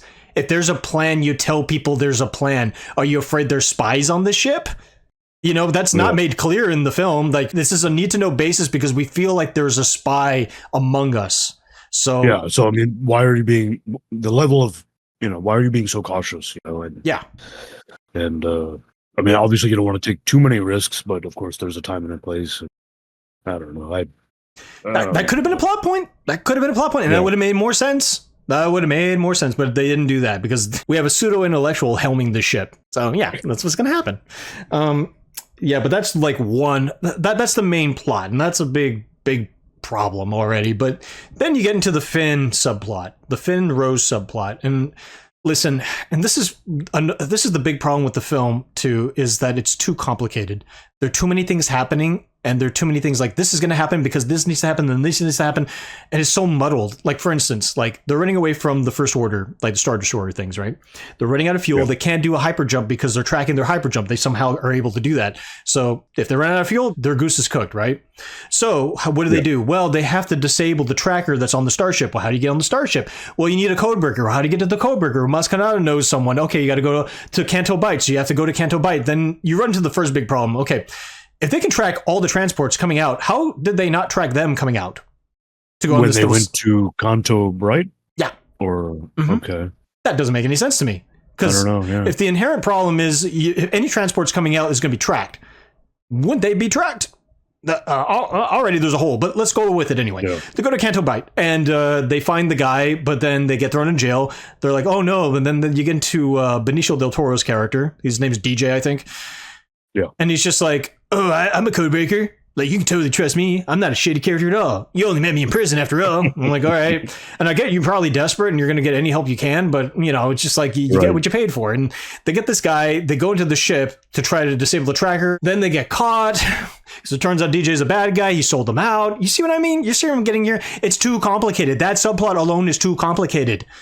Like, and all culminates to Holdo being like, I'm going to hyperdrive right into the Star Destroyer. Okay, listen, a lot of people had problems with that, and I understand why, because it's just like, if you could do that already, why couldn't you have like dummy ships be space hyper jumping into the Empire, Death Star, and all this other stuff, you know? Why couldn't that have been a thing? And here's a very, very simple fix. The shields are up. Yeah. You need to power down the shields in order for that to work. Otherwise, you're just disintegrating for no reason. That is somehow never brought up once. Ever. So, again, it's just like, you have a cool idea. I'm not against that idea. The implementation of it is just bad. There's no logic behind it. It's a bit strange. I mean, I don't know. I mean, it's a visually interesting part of the film, and there's nothing else to do to get the people on that planet. And she's like, I'm going to hyperspace into this, and it's the last ditch effort. And yeah, I mean, it's all because of the, you know, not getting what is it, Finn and Rose's missions not done in time and whatnot. They get caught, so it all leads to this, and whatever. You just kind of give up after a while. You're just like okay, watch it, you know. And then you have like a little environmental message on Canto Bight 2, or just like or human rights violations thing. Like, oh, look at the animals there. They're being abused. Oh no, look at the stable boys and girls. They're like underpaid and stuff. And I'm like, I understand the whole capitalistic message. And this is one of the few bright things about the film, is I did kind of like the whole capitalistic overarching message of that the rich control the assets for both the First Order and the Rebellion. And as long as they continue to do so and profiteer off of that, this war is going to keep going. I actually thought that was brilliant, because it does explain why the war continues even after the Empire falls. It's not just ideological. Yeah. It's also, you know, it's monetary. There's a monetary reason for it as well. So I'm like, okay, that makes sense. Yeah, I mean, pretty cool. And you see the realities of it, and they're often like kind of twisted or unjust and realities in the galaxy, right? So. Yeah, I guess that Canto Bight part definitely, or subplot rather, you know, does. Well, that section of it anyway. Delve into it, yeah. I mean, we just need to go to a different location. That was the whole reason behind it. Because I don't think you needed the animals running over the. Whatever, it's fine. The animals running over the casino. The casino, blackjack tables or whatever. Yeah. I was just like, whatever. And it was okay. Here's another issue I had. Those parts right there. The casino scene in general, but the aliens, right? I'm not that impressed, man. Like, I would have liked to see some aliens that we've seen before. I mean, there's just too many new ones. And in fact, I think they're all entirely new ones. Yeah. I mean, sure, some new ones can be fine. I mean, that's a good idea. You should have throw it in there. But why are there none that we've seen before in the films?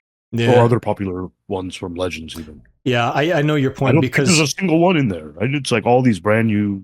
Yeah, I see your point, because when you see all these brand new aliens, it doesn't feel like Star Wars anymore. Yeah, it feels like a completely different show or movie, or something, an Ithorian or a Zabrak or a, you know.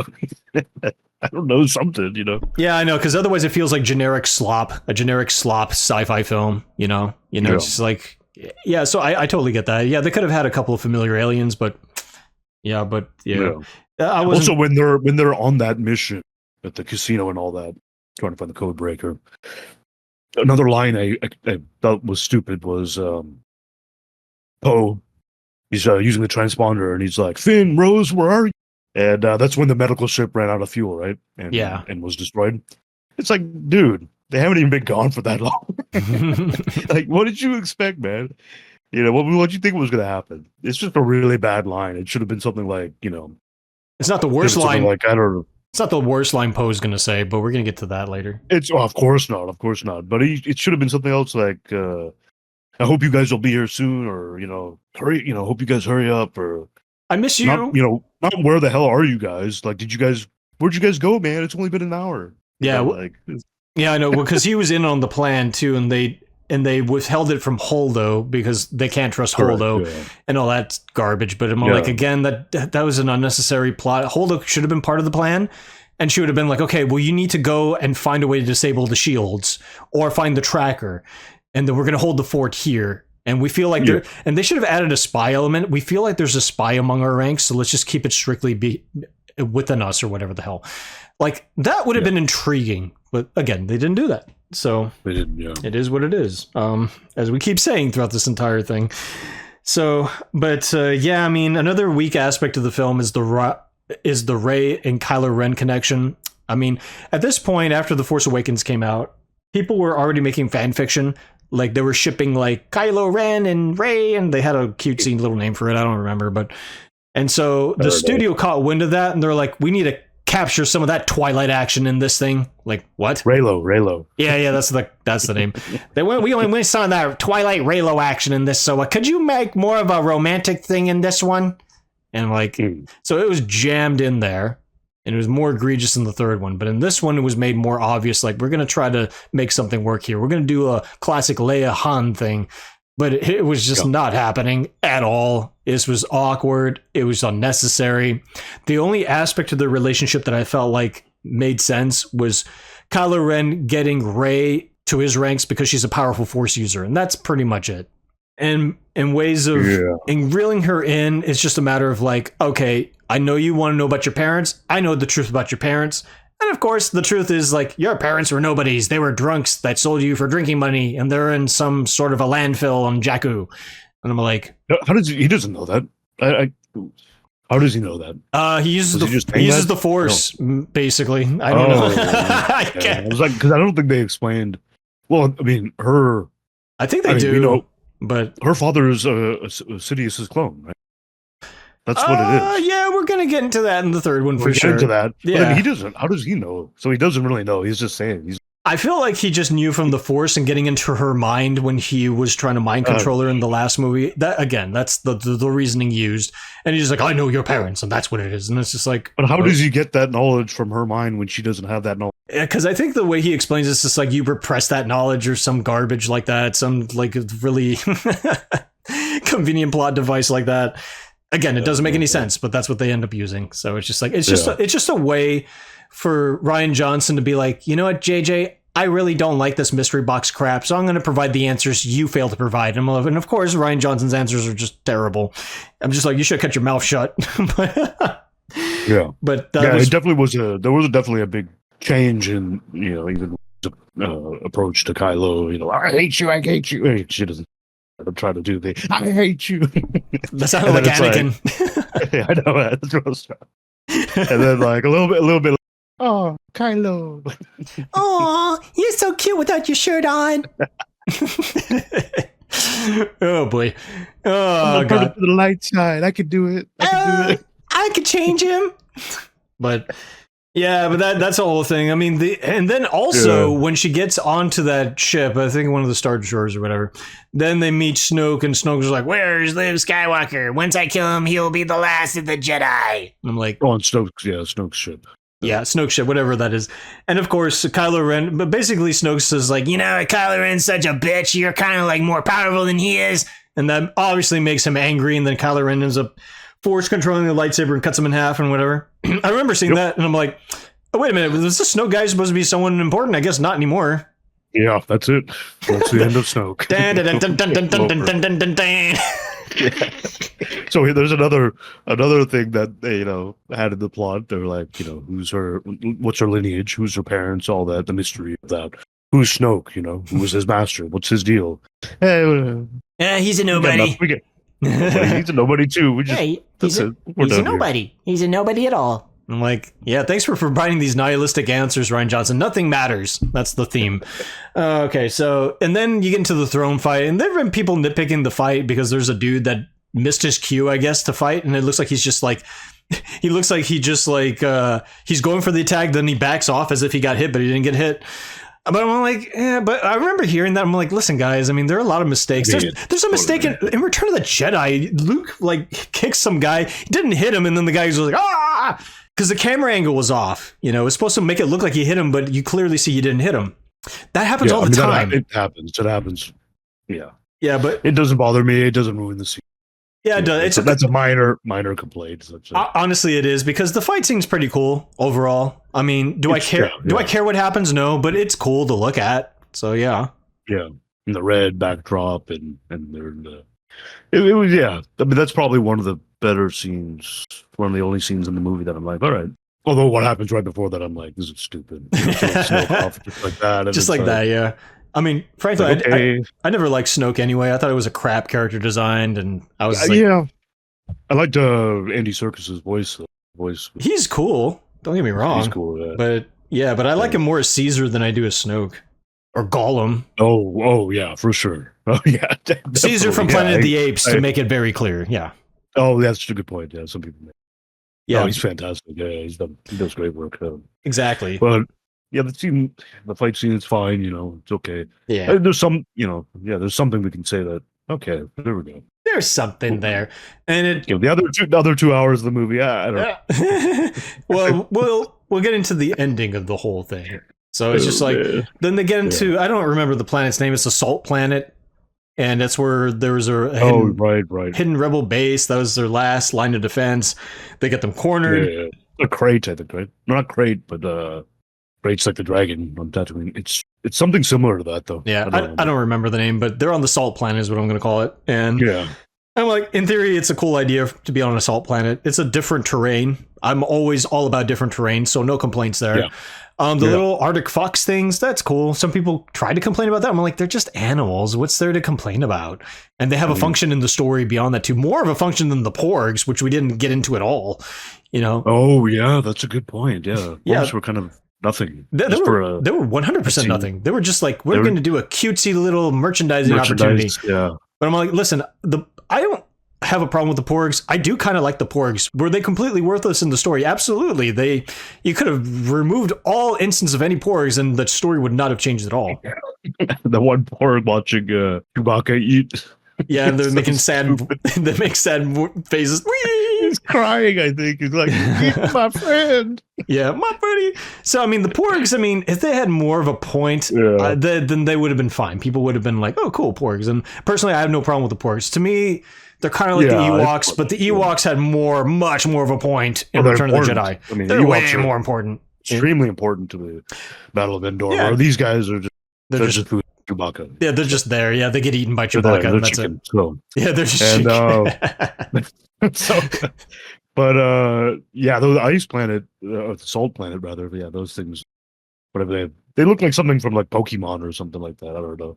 Yeah, they do. Pokemon was shiny looking. That's what I was like. That's what it looks like. They look like that EV Evolution SBO. I think it's what it's called. Yeah, the purple thing. Yeah, like it looks just like it. Yeah. There's an electric one, the flame one. Yeah. This is the psychic one. The iced one. The ice. I don't know if they have an ice one, but maybe by now they do. But anyway, we should make it shit up. Let's just talk about Pokemon. That's more interesting than talking about this. No, a water one. There's a water one. That's what it is. Yeah, that's Vaporeon. I know this stuff, but yes. Anyway, they're on the ice. They're on the ice planet. They're on the salt planet. So. Salt planet. I keep wanting to say ice. Yeah, but it's because they have AT-ATs on there. Well, they're not AT-ATs, but they look like them. So it's easy to confuse the two things. But Anyway, I mean, you get to the whole thing where they're cornered and, oh my God, they try to find a way out, but it's blocked by rocks. And then Ray comes in. She gets a vision. She has to go back. And then she does perfect shots from the little pilot cockpit thing. And while that's happening, they're all like, we have to get in these ships and we got to run right at them. I don't understand the operating logic behind that. I mean, what are you doing? These things are literally falling apart. Did the gunners even work? Are there even weapons on it? What are you doing? You're trying to distract them and trying to get the rest of the rebellion, what very little of the rebellion is left, to escape, I guess. Yeah. I mean, maybe that's what they were doing. I didn't fully understand it, but then they have that cannon thing, and then Finn's like, oh, I'm going to go right at it, and everyone's like, oh, abandon ship, or this is a suicide mission. No, I'm going to do it anyway, because it's about the message and whatever. And then Rose comes in, saves them. She's just like, it's not about fighting things we hate. It's about defending the things we love. I'm like, I wanted to puke. And Phasma, another showdown with the... Oh, yeah, that happens right before that, didn't it? I forgot about that. Phasma, yeah, she comes back because they threw her in the garbage suit and the garbage chute in the last film, and she comes back and she's all like, yeah, you, Finn. I'm coming back with a vengeance. And then she gets bested in like 2 minutes. Yeah. The not to go to fourth, I did find the scene with her when they take her hostage, Han and Finn, and she's obviously, you know, imposing, and then when Chewbacca just body checks her. Yeah. Well, that's actually a pretty funny scene in the first movie. I gotta give him that. It is, but it undermines the character. You know, imagine those kind of antics with Boba Fett, which you can argue there was that in Return of the Jedi. The way he went out was kind of a bitch way to go out. But at the end of the day, you know, it's just like this character was meant to be something more imposing, something to be feared, and they made her into a joke. You know, and people were not feeling it, and they just gave up on the character, and they just killed her off in this film. You know, they're like, oh, we got to address this character no one likes. Let's just kill her off. You know, and that's kind of bad because Gwendolyn Christie's a really good actress. She's great as Brienne of Tarth on Game of Thrones, and she's been in other things since then. So they did her really dirty in this film, I feel, and it's just like a disservice to her as an actor and to her character, you know? So I don't know. I mean, think about what they did to all these actors and actresses. Oh, yeah, it's not just her, but yeah. I think Daisy Ridley had the biggest brunt of them all, honestly. Yes. She has a big cross to carry, and that's really not her fault, you know? Yeah. Yeah, so unfortunately, that all stuff happens, and then you finally get to Luke after being a cranky old man. I don't want to do anything. I want to die on the island. He's like, you know what? I'm going to come back. Meets Leia. Yep, shell of a man. A shell of a man, yes. And she comes back with his tail between his legs, and he's going up to get against Kylo Ren and his force, and then they blast him and comes out unscathed. Then Kylo Ren goes in, he fights him, right? Turns out he's a force projection, you know? Yep. And you're just like, and there were clues leading into that. You know, his hair wasn't all gray and stuff like that, for instance. So, yeah, and then he didn't touch Leia, I don't think. So that all those clues were there. But, or maybe he did, but I don't know, I don't remember. But anyway, but then it culminates to Luke just dying. On Octo, yeah. Yeah. You see him there meditating, and he just vanishes. He just, becomes one with the Force. And I had to look, they do. Yeah, and I had to look it up, and I was like, why does he die? And apparently, when you use a Force projection, especially so far away, you use up all your life force, and then you just die. Okay. Yeah. There you go. Yeah, it's lame, though. That's a really lame way to end a character like that. He's also the most powerful person in the universe. So, I don't know. Yeah. Should have been able to survive that. Yeah, he should have. Again, it was just like, I don't know. It's just like, we got to kill off Luke. We kill off Han. Let's kill off Luke. How's he going to die? Well, we don't want him off the island. Why? Because, you know, he's like mad at stuff. You can't have a mad man go around doing, you know, cranky things. So he just has to stay. Well, how does he die then? He just, I don't know. He just you know how in the New Hope, you know, when the old man, he dies? Yeah, lightsaber cut him. Well, yeah, imagine that, but without the lightsaber. Yeah. I'm like, let's call it a day. We figured it out. I'm like, I subverted expectations once again. You'd think he's going to go out cool? He did not. All right. Okay, great. Thanks, Ryan. Any more contributions you have? you have more. I can't get enough. You've done enough. You've done enough. You've done plenty. Oh, my God. Right. This man was going to get a trilogy? My God. That's incredible. That is amazing. Oh, man. And my God, what were they thinking, man? Were they that confident in this film that people wanted to see more of this shit? Yeah. Give me a break, man.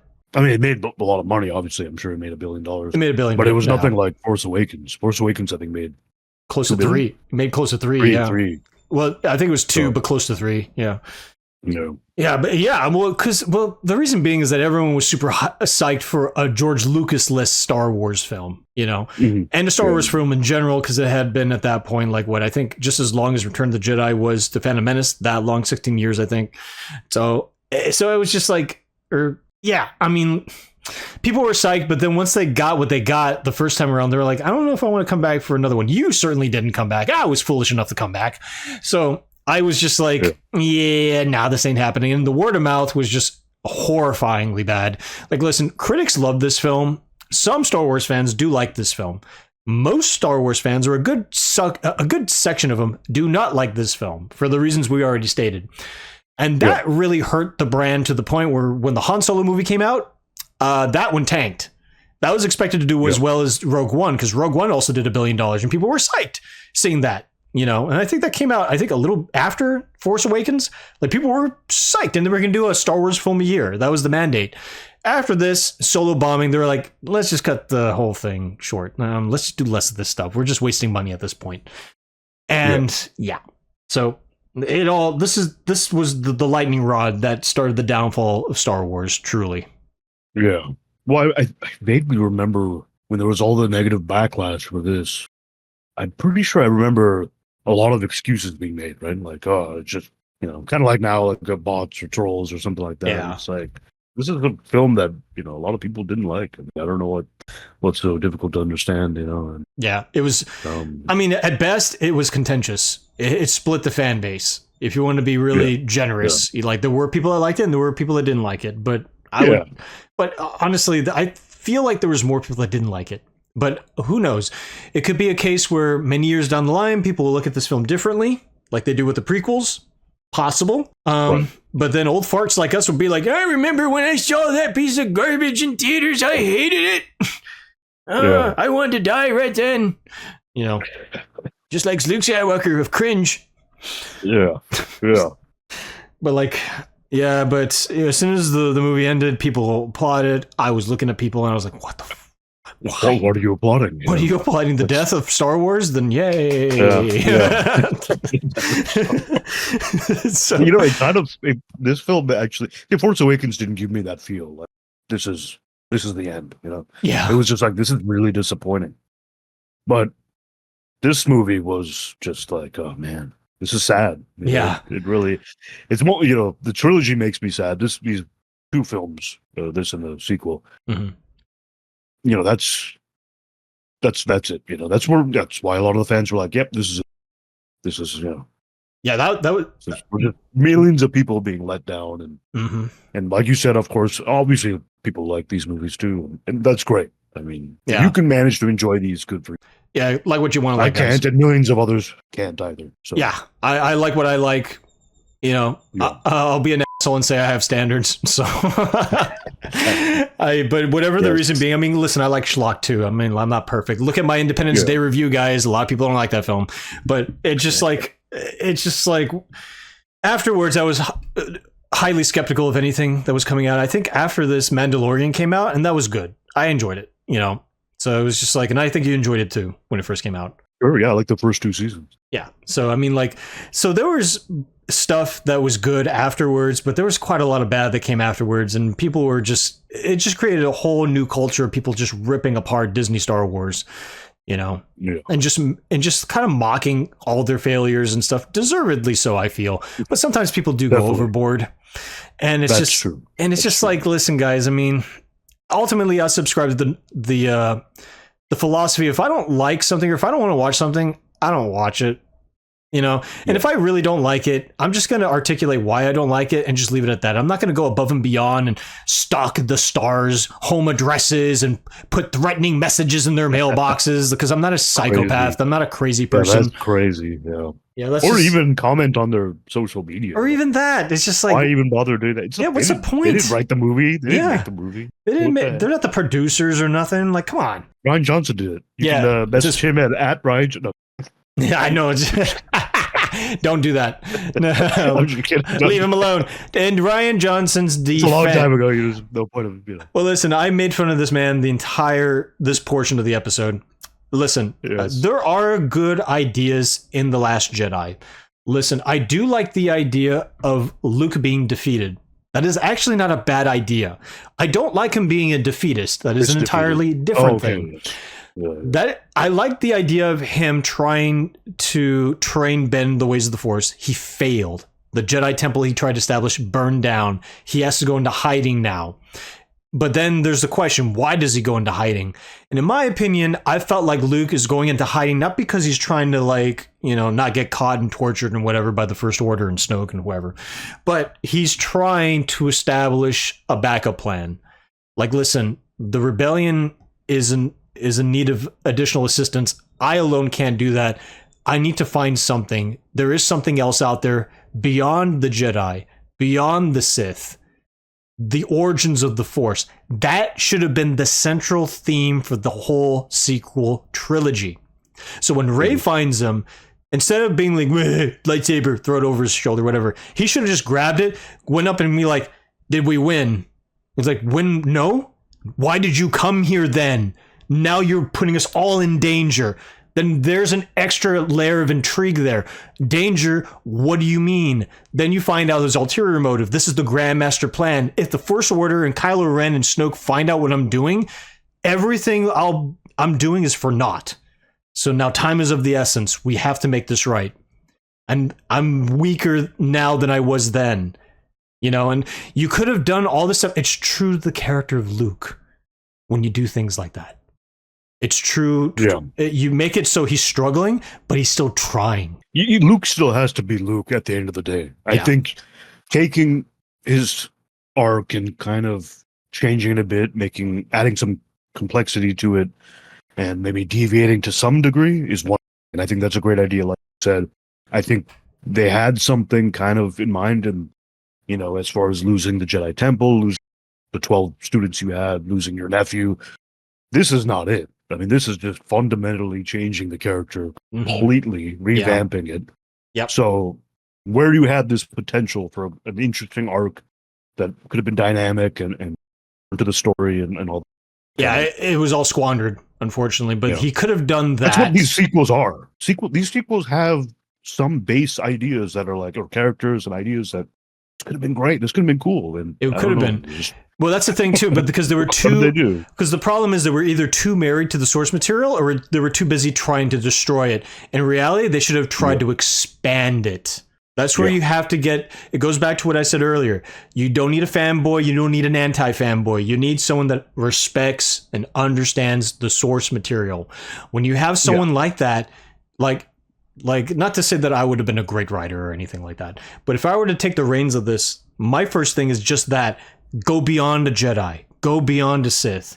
There's a third option out there. What third option? We never heard of a third option. That's because it's an ancient thing that has been lost to time. Only recently have I dug up information about this thing. And it's a third Force entity. And this is ultimately what this film could have been about. It's just like the Jedi are pulling the Force to the light side. The Sith are pulling it to the dark side. There is a balance at some point in different points that is met, but then that balance is broken. Well, if that's going to keep happening, how can we sustain balance to the Force? Well, there was a sect of Force users that were able to do that, but they were all since eradicated because of this good and evil struggle. And thus, Rey could have been the long lost descendant of that Force using race, the long lost extinct race. That's what I would have done. That would have made Rey important. It would have made her different from Luke, different from Anakin, different from all the Jedi and Sith that have come before.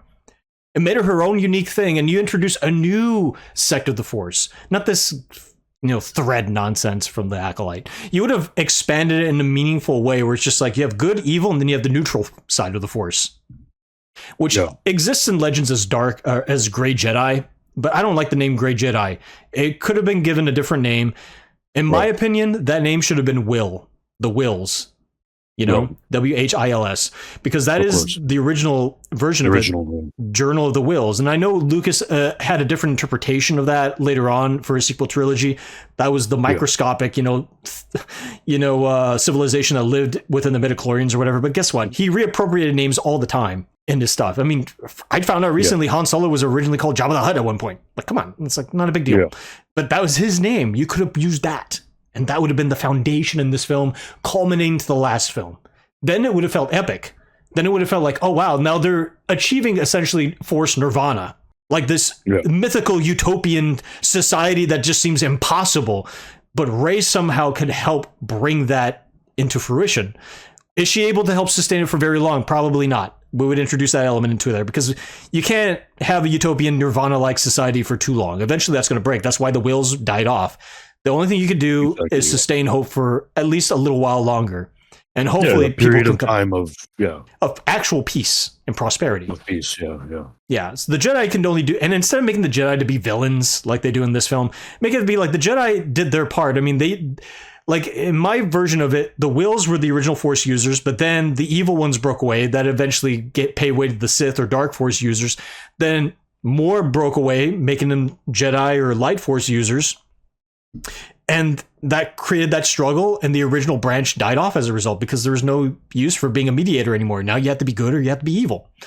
Well, now you bring a side. Yeah, you got to pick a side, but now you got to bring back that balance and sustain it.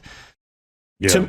I don't know. To me, that is way more intriguing than whatever crap they did in this film and the last film and the next film. I don't know what they were trying to do. They were just trying to I don't know what they were trying to do. Just they weren't subverting things, just to do it, just changing things up. They went to the bank and they found out it was all creatively bankrupt. That's just like they had there was no vision going into this. When you were describing what you would have liked, it's funny because in my head I was like, Yankee would just want a whole droid movie. Honestly, I'd be happy with that. I still would be happy with that, or a series. But you were saying it all leads to a particular source or something and all that. I was like, it's going to be yeah.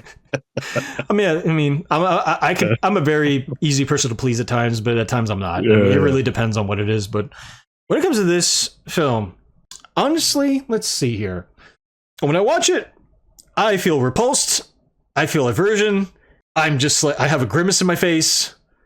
So that coupled with, there are some decent ideas here. It does look cool. There are some interesting action set pieces, so it's not a completely terrible film. Nonetheless, though, I would say I'd probably give this, from the bottom of my heart, a 4 out of 10. Alrighty. I will be giving this film 0.5. Is that a real rating? Yeah, I think 4.5 is what I would probably... 4.5. I heard you say 0.5. No. I was like, damn. Oh, of course not. Oh, bro, hell. 4.5. No film deserves that. Very few do, but... I think I'm pretty much a film just for making the damn thing a 2 out of 10, Yeah, that's a different conversation, but 4.5 from you, yes. 4 from me. I'm going to give it 4.5. It's the lowest, obviously lowest Star Wars film score, and it's the worst Star Wars film.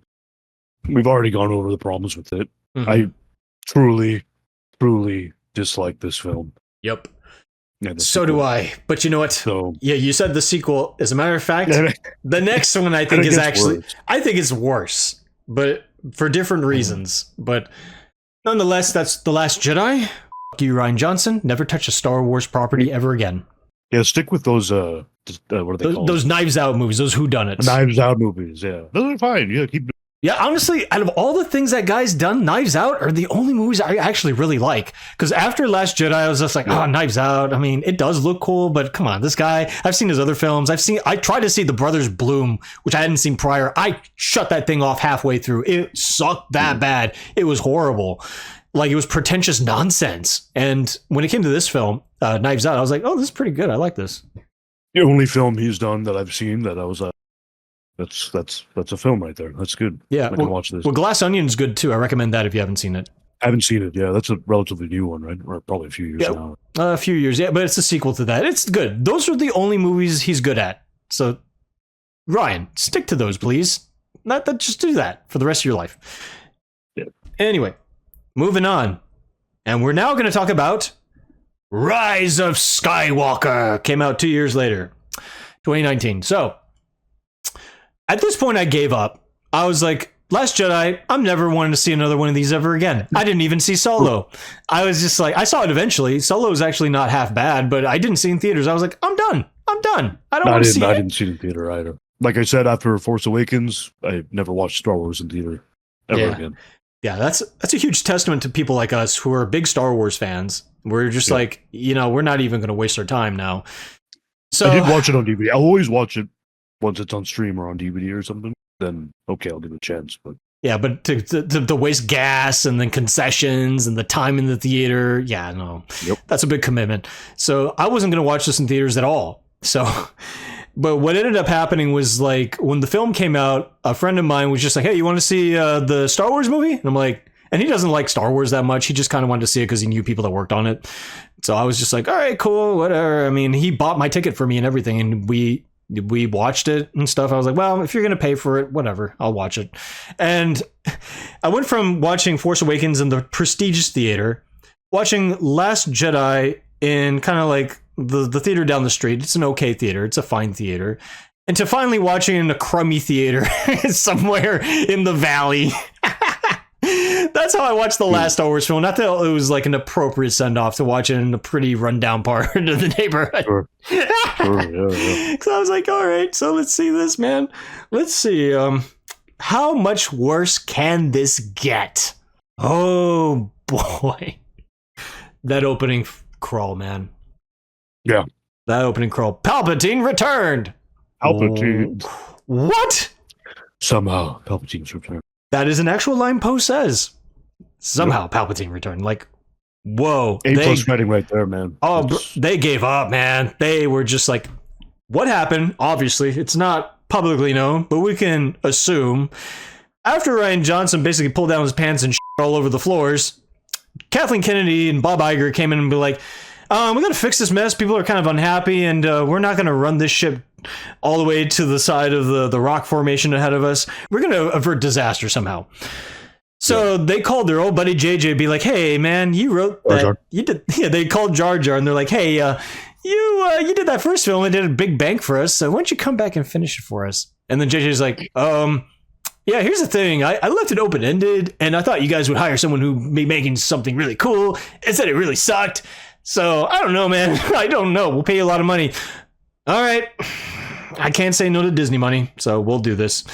So he ended up doing complete and utter damage control over his mess. And we can blame Rian Johnson up all day, all night. But as in The Dark Knight, as what Two-Face says in that movie, it's just like, the Joker is just a mad dog. So honestly, Rian Johnson is just that. He was just the mad dog. He was just the rabid mad dog that was just wreaking havoc everywhere. JJ was the one that he just let go of the leash. That it was really his fault. If he had a plan and stuck to it, this wouldn't have happened. And there are two different stories about this. I believe Ryan's version, because JJ's like, "Oh yeah, there was a plan all along, guys. I swear to God." And then Ryan's just like, Which "Actually, isn't usually the case with his work." Exactly, for one. But he said that. Just to paraphrase him, that's what he basically said. But then Ryan's like, "No, when I came in, there was no plan, so I had to make up stuff." So who are you going to believe? I believe Ryan. So, because it shows. I don't believe either of them. I think they're both. I don't know. I feel like Ryan's telling the truth. I feel like he's telling the truth. That's why The Last Jedi ended up being the way it is, and that's why The Rise of Skywalker ended up being the way it is. It was very haphazardly done from beginning to end. But anyway, yeah, I mean, so Emperor's back, yay. So that happens, and then another thing that happens right after that is that Finn, Poe, and Rey are just bickering. They're fighting. And again, that comes out of nowhere, because in the last two films, it was very cordial. They were getting along. Yeah. They were happy to be with each other, even though they just met. They were like, "Oh, we just met, but we're best buddies forever."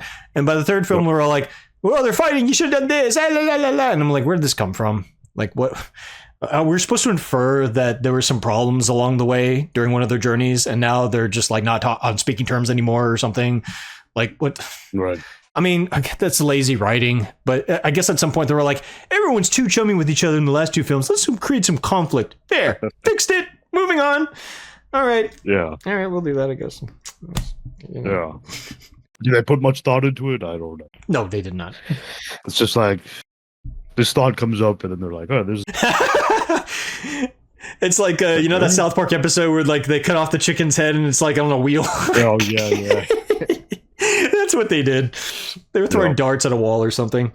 Yeah, but that was going on too. And man, the damage control in this film it's so absurd. It's actually kind of funny. Because another thing that happened was Kylo Ren's helmet. Like in Last Jedi, he destroys it because Snoke's like, you are nothing because of that helmet. You're just imitating Darth Vader. And therefore, he's supposed to destroy it, symbolizing that he's broken free of the Darth Vaderisms. I think that was a way for Rian Johnson to subtly say, like, this whole getup sucks. You're just making like a Vader wannabe. I'm going to tear that down.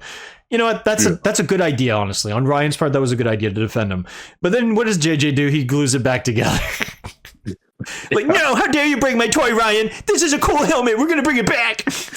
Yeah. I guess the only argument you could make is that he broke the helmet because Snoke was giving him shit. Snoke's dead, so he's now the supreme leader or whatever the fuck.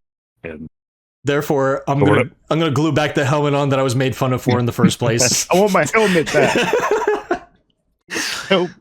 Disney man, that's exactly what he does. You need the helmet back because the Kylo Ren helmets sell like hotcakes, so you better bring it back. All right, okie dokie. And eventually they get into the celebration that was held whenever the 1977 version of Star Wars came out. That's how long ago it was. I thought that was it was like, what is it, 42 years or something? That was an oddly very specific time. It's usually even or odd numbers, like in fives, you know, in fractions. But it's every 42 years. I'm like, oh, and I had to do the math. Oh, okay, that's why. Commemorating the first Star Wars film. Okay, that's cute. And then from there, they meet Lando Calrissian, because they have no one else left, because unfortunately, Carrie Fisher passed away shortly after the release of Last Jedi. Which, you know, listen, they killed off Han, they killed off Luke. Leia was supposed to actually survive in this film originally. She was supposed to be the main hero. They were going to set that all up. But after her tragic passing, I mean, this was one of those things where, like, there was nothing they could have done. They did their very best with what they had. They had deleted footage that they put in this film. And they did this weird thing where she just lays down and just dies. And I'm like, I'm sure they could have done that a little better, but it still was just like, what really could they have done? Because they had the option of deepfake technology and a stand-in, but they were like, we're not going to do any of those things. Let's just do it the way we did it. But another thing that's really bad in this film is the Kylo Rey relationship. It's already kind of cringe how they went in Last Jedi. Reylo bro. Yeah, the Reylo bro. The Reylo bro. They fist pump and they I don't know. I don't understand their relationship, frankly. But it's just like, okay, but it's further expanded upon here. It's deeper. It's more romantic. It's still fake as and it's just like, bro, guys, you should have never done this. This whole romance, there's no chemistry between Adam Driver and Daisy Ridley. There just is none. It should have just been adversarial from the beginning. But another thing too, though, is with Palpatine coming back, guess what? We find out Rey's lineage after being told, like, your parents were nothing, they were drunks. Actually, your grandfather's Palpatine. They just had a bunch of pictures of the Star Wars characters. Eeny, meeny, miny. Okay, this is one we're gonna pick. This is who. Okay, so she's related to Jar Jar. No. Change your mind. No, that one. Oh no! So it's there were all these theories. I'm saying Obi-Wan, Luke. Is she related to? Who is she related to? What of them? Yeah, and this is what we get. So. Well, that's the thing too. I mean, like, people had those theories, and that's the reason why it was vague on purpose in the first one. Like, JJ wanted to harbor this sense of like mystery and intrigue and making fan theories and stuff like that, because that's how you. And the business standpoint, it's really smart because you keep the franchise alive, you keep it relevant, and you make people more excited for the next film, and you buy their merchandise and supplementary materials like novels, comic books, whatever. But then you have to follow it up with something really intriguing if you do that. You know, I mean, Vader being Luke's father, that was random, sure, but it made sense in the context. It wasn't a thing where like, oh yeah, that's great, let's put that in there. No, George was like thinking about it, and then he just finally like, you know what, I'll put it in there. I think this is a good idea, you know. Whereas everything here was just like, no, we got to do this. Oh, people are mad about this. Oh, let's change that. And it's just like, it's very skittish and it's very like, very unsure of themselves, and it comes across. And the whole Palpatine thing is just an extension of that. Like, listen, with Rian Johnson, him making Rey a nobody, that's actually good. That's actually another idea I felt was good, because it's just like Rey it doesn't need to be anyone. Doesn't need to be. Okay, yeah. There doesn't need to be a Skywalker lineage or a Kenobi lineage.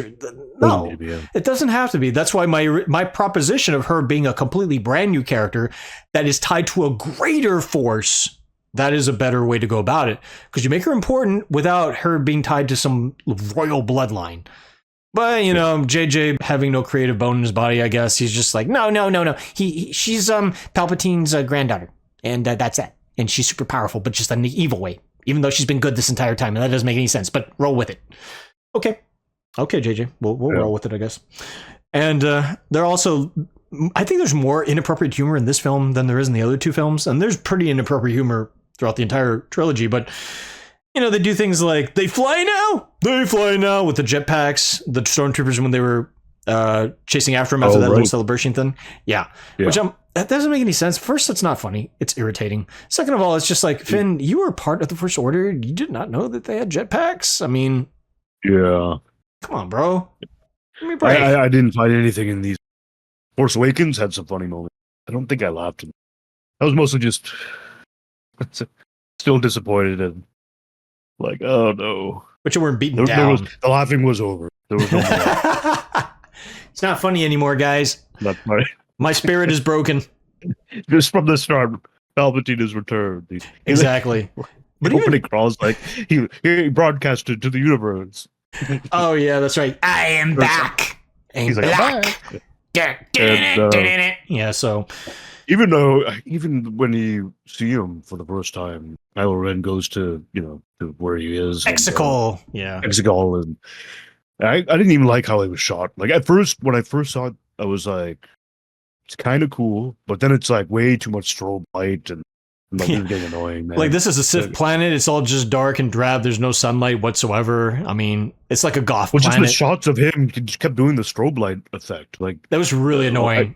It was really annoying for once or twice, but do you have to keep doing it? Like, I mean, could we not get a good look of what Palpatine looks like now? I mean, and the logic behind him coming back is kind of the same as Dark Empire. They lifted a subplot from that, which is the Emperor comes back, but as a clone. So, and that's the reasoning behind why he comes back. He's actually a clone. Like the actual Palpatine died, but he cloned himself prior, or had a facility built. Yes. And he was secretly building the Last Order, which is a bunch of fleets, starships, and whatever, a whole bunch mess of people on the side, and we're gonna take over literally the whole universe. I'm like, yeah, all right, whatever, sure, you're evil, I guess. That's what evil people do on, full time. But yeah, I mean, so that was a whole. That was just like already. My head was hurting when I was watching this in theater. I was sinking in my chair, and when I heard the Rey Palpatine thing, I audibly groaned. I was like, ugh. Like I couldn't help it. I could have kept my mouth shut, but I couldn't help it. And there was one guy next to me. People were like, I thought it was cool. And I felt kind of bad because I'm like, he was enjoying himself, and I'm ruining his movie experience by being a total jerk. But I couldn't help it. I was just like, I don't want to do this. I didn't want to be here. I don't like nonsense. Exactly. Especially on the big screen. I didn't pay for it, so I can't complain too much. But still, JJ couldn't help but keep with his mystery boxes even in this film. Because there's a scene where they're in the quicksand, and everyone gets in the quicksand and they get into the cave, and then Finn goes like, Rey, I never told you. And then when they go down the cave, like, what was that thing you wanted to tell me, Finn? For another time. It's implied that he was supposed to say, I love you, or whatever the hell. And I'm just like, bro, even if that was the case, that's lame. Why are you doing that? JJ, stop with the mystery boxes. You're not good at this. You're just frustrating people at this point. But that was another thing that annoyed me.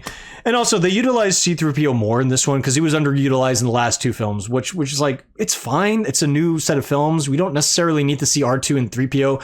I already had a problem with him being in the prequels. Sure, there's more of a reason being in the sequels, but still, it's not entirely necessary at the same time. But for whatever reason, they thought, like, I guess Anthony Daniels is just like, I need more. If I'm going to be in this thing, give me more to do. And they're like, all right, we'll give you more to do. So what do they do? Well, they got to find out where Exegol is, I guess, and they found a dagger. I forgot how they found it, and it has the Sith language on it. Only C-3PO can translate it, but oops, actually not really. He needs to be reprogrammed and have his memory wiped because it's forbidden for him to translate Sith. Yep. Why is it forbidden. I don't know why.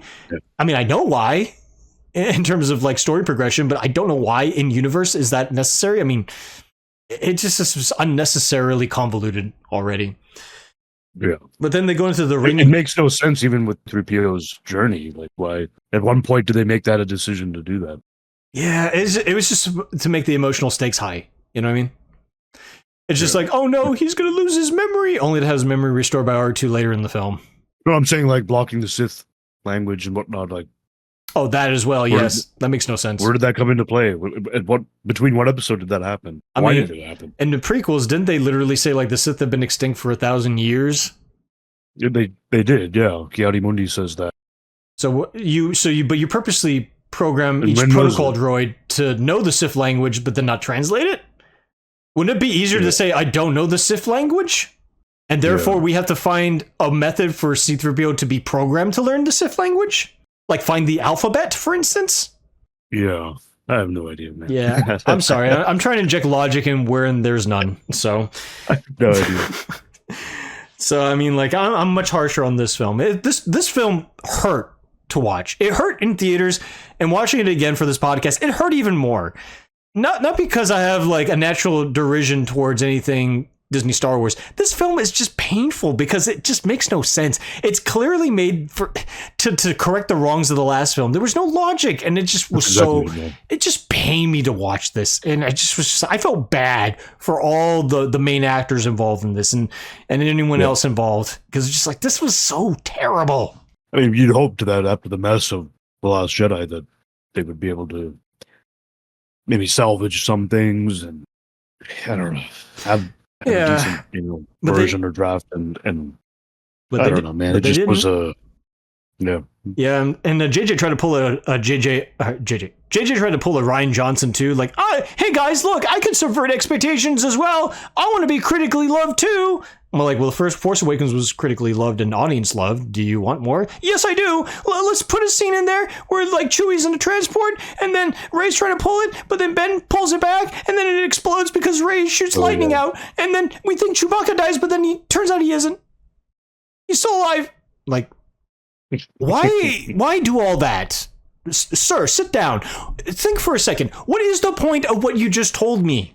What is the point? It's just thinking in the these things for the wrong reasons and unnecessarily. Like, why are they wasting energy on these type of things? Like, unnecessary, rubbish. And instead of making a more cohesive plot and making things make sense, they just make it a straightforward story, guys. Come on. Like, what's these fake outs and and then, oh no, Chewie's okay. Yeah, I knew he was fine. Like, why would you unceremoniously kill him off like that? That doesn't make any sense. Yeah, what is he, Akbar? Yeah, I know. Like, Akbar, I mean, that kind of makes sense, even though I don't like it. It's just like, that is what it was, But there's a new character called Babu Freak, though. It's that little tiny thing that hacks into C-3PO's memory so he can be able to translate the Sith language or whatever. And his little catchphrase is like, hey, hey! Yeah, I was excited too when I saw it. That's it. I was like, no comment. No comment at all. Yeah, listen. He's a little. He's a little what? He's like a droid smith. Yeah, he is. So that's what he's. I don't know I don't know what the species is called, but I don't care either. But he's he's a thing. That's pretty much what it comes down to. Yeah, I mean, I think they do come back in The Mandalorian, if I'm not mistaken. Yeah, I think so. Definitely, you're right. but if anything, I was just like, what? It's just whatever. He just serves a purpose in the film, and the purpose is served, and they move on. Yeah. So yeah, I mean, like, but the whole dagger thing was like a half-ass like treasure hunt thing too. It was like the Goonies or Indiana Jones, like, and it made no sense too, because you're like, I'm gonna have a dagger, I'm gonna point it at this the ship that has fallen like a while ago. I'm like, how long has that ship been there? Eons ago? Like, what? Like, nothing made sense. It's like they wanted to have like a treasure hunting thing or like a treasure finding thing, and they're just like, let's just put it in there, and they're not really thinking about this stuff. Like, Star Wars is a highly technological, advanced society. Like, you have like what is the hollow? What do you call those things? Holochromes. Yeah, you have holochromes and you have the lightsabers and blasters, obviously. And Last Jedi, they had Jedi text, like actual books. That was fine because these are ancient. This is ostensibly before technology got more advanced, so that's okay. Yeah. But then you have this dagger, and that was on Octo, which is the home planet of now. The Disney made the home. They changed it. They made it the home for what? The home world of the Jedi. So that's why those. So I can understand why those Jedi texts, the ancient ones, would be there in the tree and stuff like that. That makes sense. But the dagger, no sense whatsoever. Yep, I don't know. I don't have an answer for you there, buddy. Yeah, I know you don't. I know. I'm interrogating you when I shouldn't be. I'm just so frustrated. But like, yeah, like you go there. You take dagger. Yo, dagger. Take dagger there. Dagger works. Well, dagger works now. Oh, now I fight evil version of myself. I am, honestly, I mean, it made me think like maybe Rey should have been evil. I kind of thought about that because I'm like, that kind of works. Well, there was a lot of discussion if they could like flip, Kylo Ren becomes good, Rey becomes evil. They do something like that, or yeah, they were playing around with it, but but I don't know. It ended up being like a nothing burger at the end. Yeah, because when they got on there, then that's when Rey's like, I thought you said my parents were nothing. I'm like, from a certain point of view, that was true, sort of. Third point of view. Like, no, it wasn't, bro. Like, you're just lying now. Oh my god. So, and then you're just ripping from the original trilogy. Yeah. Oh my god. That lied, at least. From a certain point of view. From a certain point of view, some crap. And then, but of course, they brought back Luke after Rey goes back on the island and she throws a hissy fit, burns everything. Yeah. She tries to throw the lightsaber, Octo, and then she throws the lightsaber. Luke catches it and he's just like, you should treat a Jedi weapon with more respect. And I was like, you know what? I know this is damage control, but I appreciate this. At least you're getting Luke back to what he's supposed to be. Yeah. So, too little, too late, but at least it's there. Yeah. So they do all that stuff, and then finally, I don't know, a whole bunch of nonsense is because they explain like the Holdo maneuver, the hyperspace thing. Like, why don't we do that? Because that's like a 1 in a million shot. Okay. Is it? They literally say that in the film. Yeah. I mean, how did they come up with that? Where did they come up with that? You got me, man. JJ logic. Because I said so. Yep. Because f*** Ryan Johnson. That seems to be the operating logic behind some of these changes. But yeah, and then at some point they meet these people on the planet where the ship is downed or whatever, where the dagger was used. They're riding on horses or something. And I don't know, big mishmash of nonsense. They find the Sith planet Exegol, and then oh no, the big epic final battle. By this point, I was almost falling asleep because I was like, I am so bored. I don't care about what's happening anymore. Yeah. So no, that's these two movies in particular. I find them boring. I fell asleep in the last one, and this one I think I fell asleep again. Oh yeah, no kidding. So yeah, just hard to watch. It's really Force Awakens. I didn't get sleepy. I didn't fall asleep in Force Awakens. Well, that had something going for it, as we keep saying. But this one, absolutely nothing. Like, because when you get to that scene where she meets with Kylo Ren, whatever, they fight, and then Leia dies because she force projects her thing out to bed again. Right. No fault of Disney or JJ or any of them. And then Han Solo comes back as a force vision, or not a force vision, but just a memory, like he's hallucinating or whatever. Yeah, so he's just like, so they a little bit of closure for that character, and then he becomes good. Yeah, he's Ben Solo again. Oh yeah, and then Rey force heals a couple of times as well. That's like a reoccurring thing. They can force heal, and they do it like 3 times or 4 times or something. Yeah. I'm like, all right, she knows everything. She's the master of everything. Let her do whatever. She can fly without a space cruiser for all I care. Yeah. So and then you finally get to the Exegol, and then they, she meets Palpatine. He's like, I am your granddaddy. And she's like, yeah, I'm like a Jedi now, so no. And like, then you must die because I am all the Sith. And then she's like, well, then I'm all the Jedi. And then you can hear all the voices of Hayden Christensen, and I think everybody. Yeah, Alec Guinness, and Alec Guinness as well. Yeah, he's had to do a little bit of audio manipulation to get that. Rey. Yeah, they took Rey from another word and kind of stretched it out. Yeah. It was actually from Force Awakens. Don't Be Afraid. Oh. What? I think they did in Force Awakens too, but I may be mistaken. Wait, what was the line again? What was the line again, though? Oh, you're right. When she first, when she's in the scene with Maz Kanata. Yeah, when she touches that lightsaber. She's like tripping out and grabs the lightsaber. Yeah. Yeah, they took the line, Alec Guinness's line, don't be afraid, and took afraid, and then spliced that out and kind of stretched it out. You are the greatest Jedi ever. They spliced that together. You are all of them. I know that you are. They should have just done that. That would have been hilarious. But I think originally the conception for that scene is that they were actually going to put the Force ghosts of all the Jedi, of all the actors at that point. I heard something like that. Yeah, I'm sure somebody's done that now on the internet. I guess. I mean, good for them. I don't care. This is spoiled rotten apples at this point in a bag. But yeah. Anyway, all that stuff happens, and then Kylo Ren, Ben Solo, whatever his name is at this point, he comes back and he's like, "I need to help Rey because she's like my girlfriend, but like maybe not really. I don't know our relationship. I'm confused." Yep.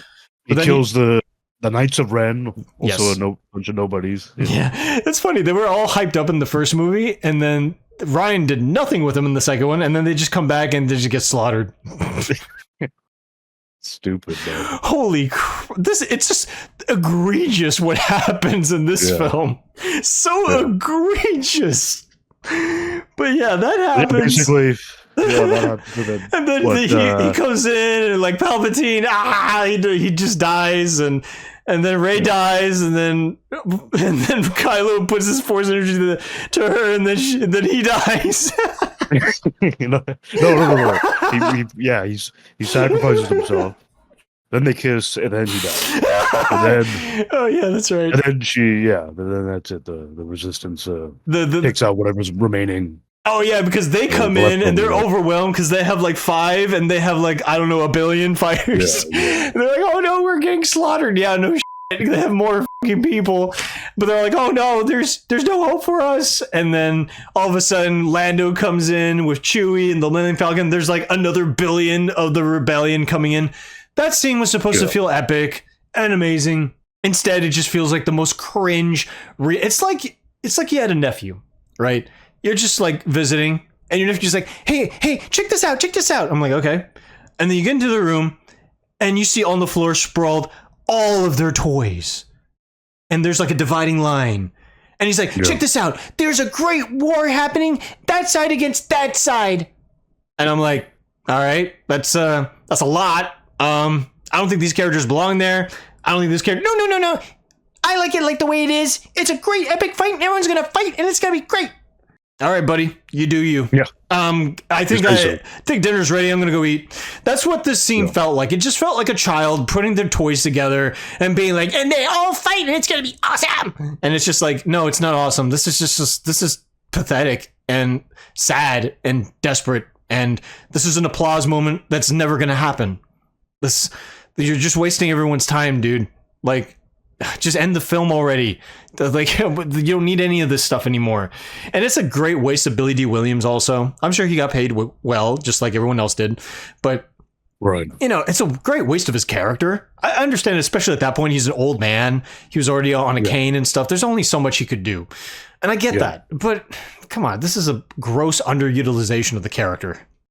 Yep, and there's also other cringe too, like Chewie gets a medal at the end just randomly because he didn't get one in the New Hope. So we're like, we're gonna rectify that. Now it's canon. He has a medal.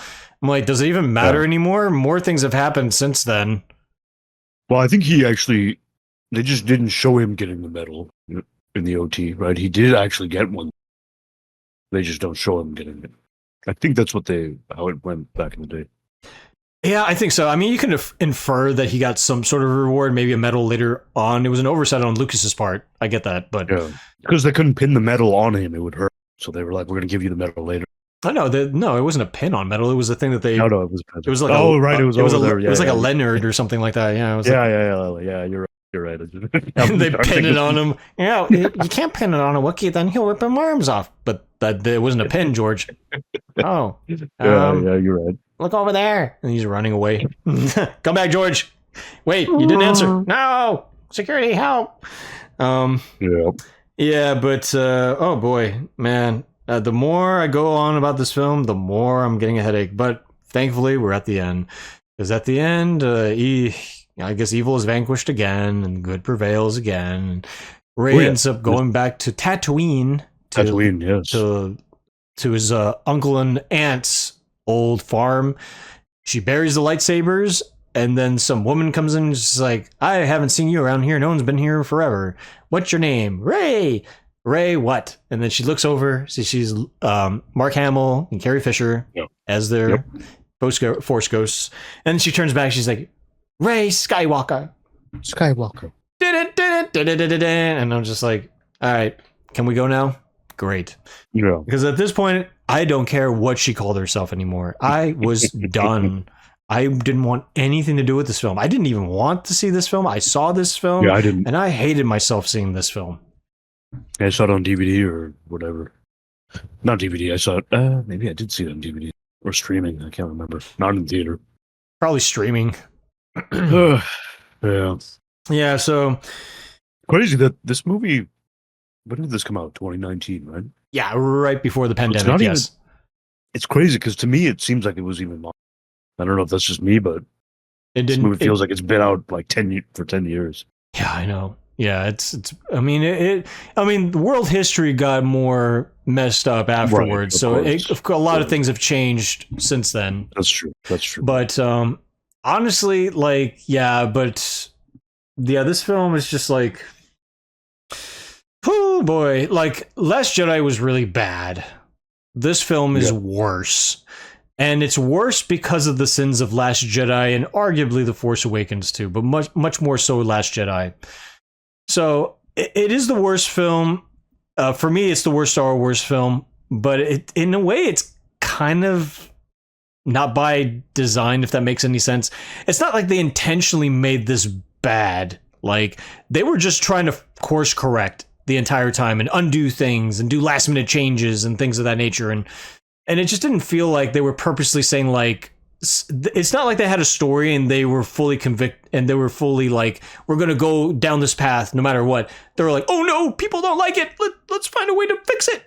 That's the whole film. And as such, I think this is the very worst Star Wars film.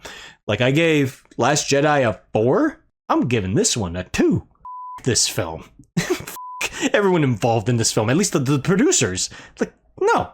This is inexcusable. You don't buy a franchise for how many billions of dollars? 6, 8, 10, 12? And run into the ground like this. Like, what is this? This is mismanagement on such an epic level. This is one for the history books on how mismanaged this entire thing was. It's tough for me to even say. I'm also going to give it a 4.5, which is what I gave Last Jedi, I think, right? So yeah, you did. Equally bad. They're both awful. I just don't know. You know, if I look at it, Last Jedi, it was just really awful. But this one, I don't know. What, do they try to put things back together again? It's still awful. I don't know. I think with this film, it's equally bad, right? I mean, and you think it's worse, much worse. And I for me, it doesn't really matter what they attempted to do, and and he had to try to. Jar Jar Abrams had to try to fix the mess that was made in the previous one. Made a mess worse, really.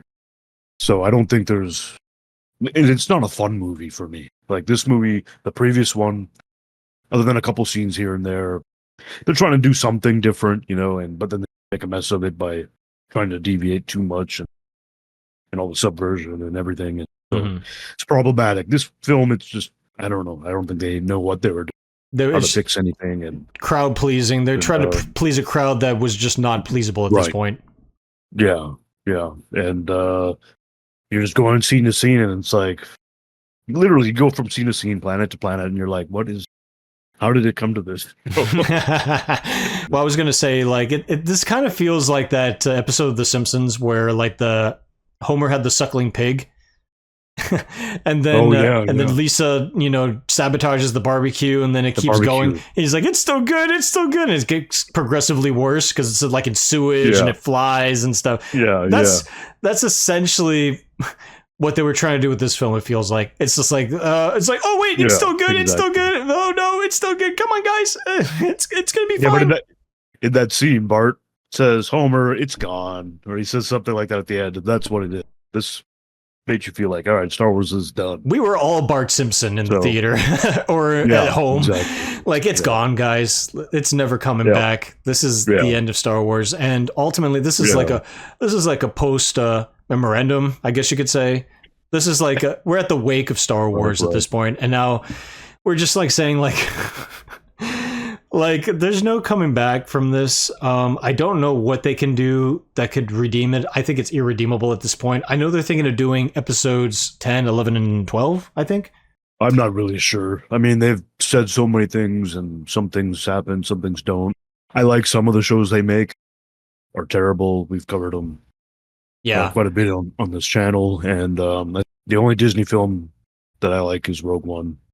And that one's all right, yeah. So I don't know what else they have in mind. I heard that they're Rey movies. I know that Dawn of the Jedi. That was I don't know really what's going to be done. So. Yeah, well, there's like that. What's his face? Ryan Gosling Starfighter film. Oh, that's true. Okay, yeah, that's yeah. They have that stuff coming. There was a Rogue Squadron movie. I think that's in development hell now, but. Yeah, but like you said, that we're going to do a Rey movie. I think that was going to be the start of a brand new trilogy. But is the demand there? I think not. Not really. I mean, I'm sure there's some fans of Rey out there somehow. Is it big enough to warrant a $200 million, funding green light? I don't think so. And it also then takes place 5, 10, 20 years after Rise of Skywalker. And I guess. What, is she trying to rebuild a Jedi temple again? Yeah, but then I don't know how are they going to do that. But then, like, she's too perfect. Nothing bad can ever happen to her. But then we're going to have to make bad things happen to her somehow. Maybe she just looked away for a second. Then bad things happen. Be like, oh, well, I'm so perfect as a character that I was just distracted. And now a mess has happened. Gee willikers, I'm going to have to solve it now. Oh, I just solved it, guys. Everything's fine again because I'm the most perfect character ever. Does everyone love me? I'm amazing. Yeah. It's just like, I mean. Something does happen. Her vision gets bad, so then that's the one thing, and then she accidentally falls into a Sarlacc pit. In all 3 movies, we just see her get slowly digested. But you can survive that, of course. Just look at Boba Fett. So, we had the armor on. Well, then again, she could survive anything. Never mind. She uses the Force. Yeah, she uses a Force field or whatever. So there you go. But we just came up with an idea. Hell yeah, hire us, Disney. But no, don't. I don't want to. All right, guys. So I feel beaten down from this. These sequels are horrible. I never want to talk about them ever again, except in jest. Except as a joke. Definitely, not watching them ever again. Yeah, I'm done. Never. Oh my god, I'm so done. All right, guys, but that concludes our Star Wars month with this. So thanks for staying. Oh yeah. Yeah, so thanks for sticking with us, and stay tuned for more. That's right, and may the Force be with you.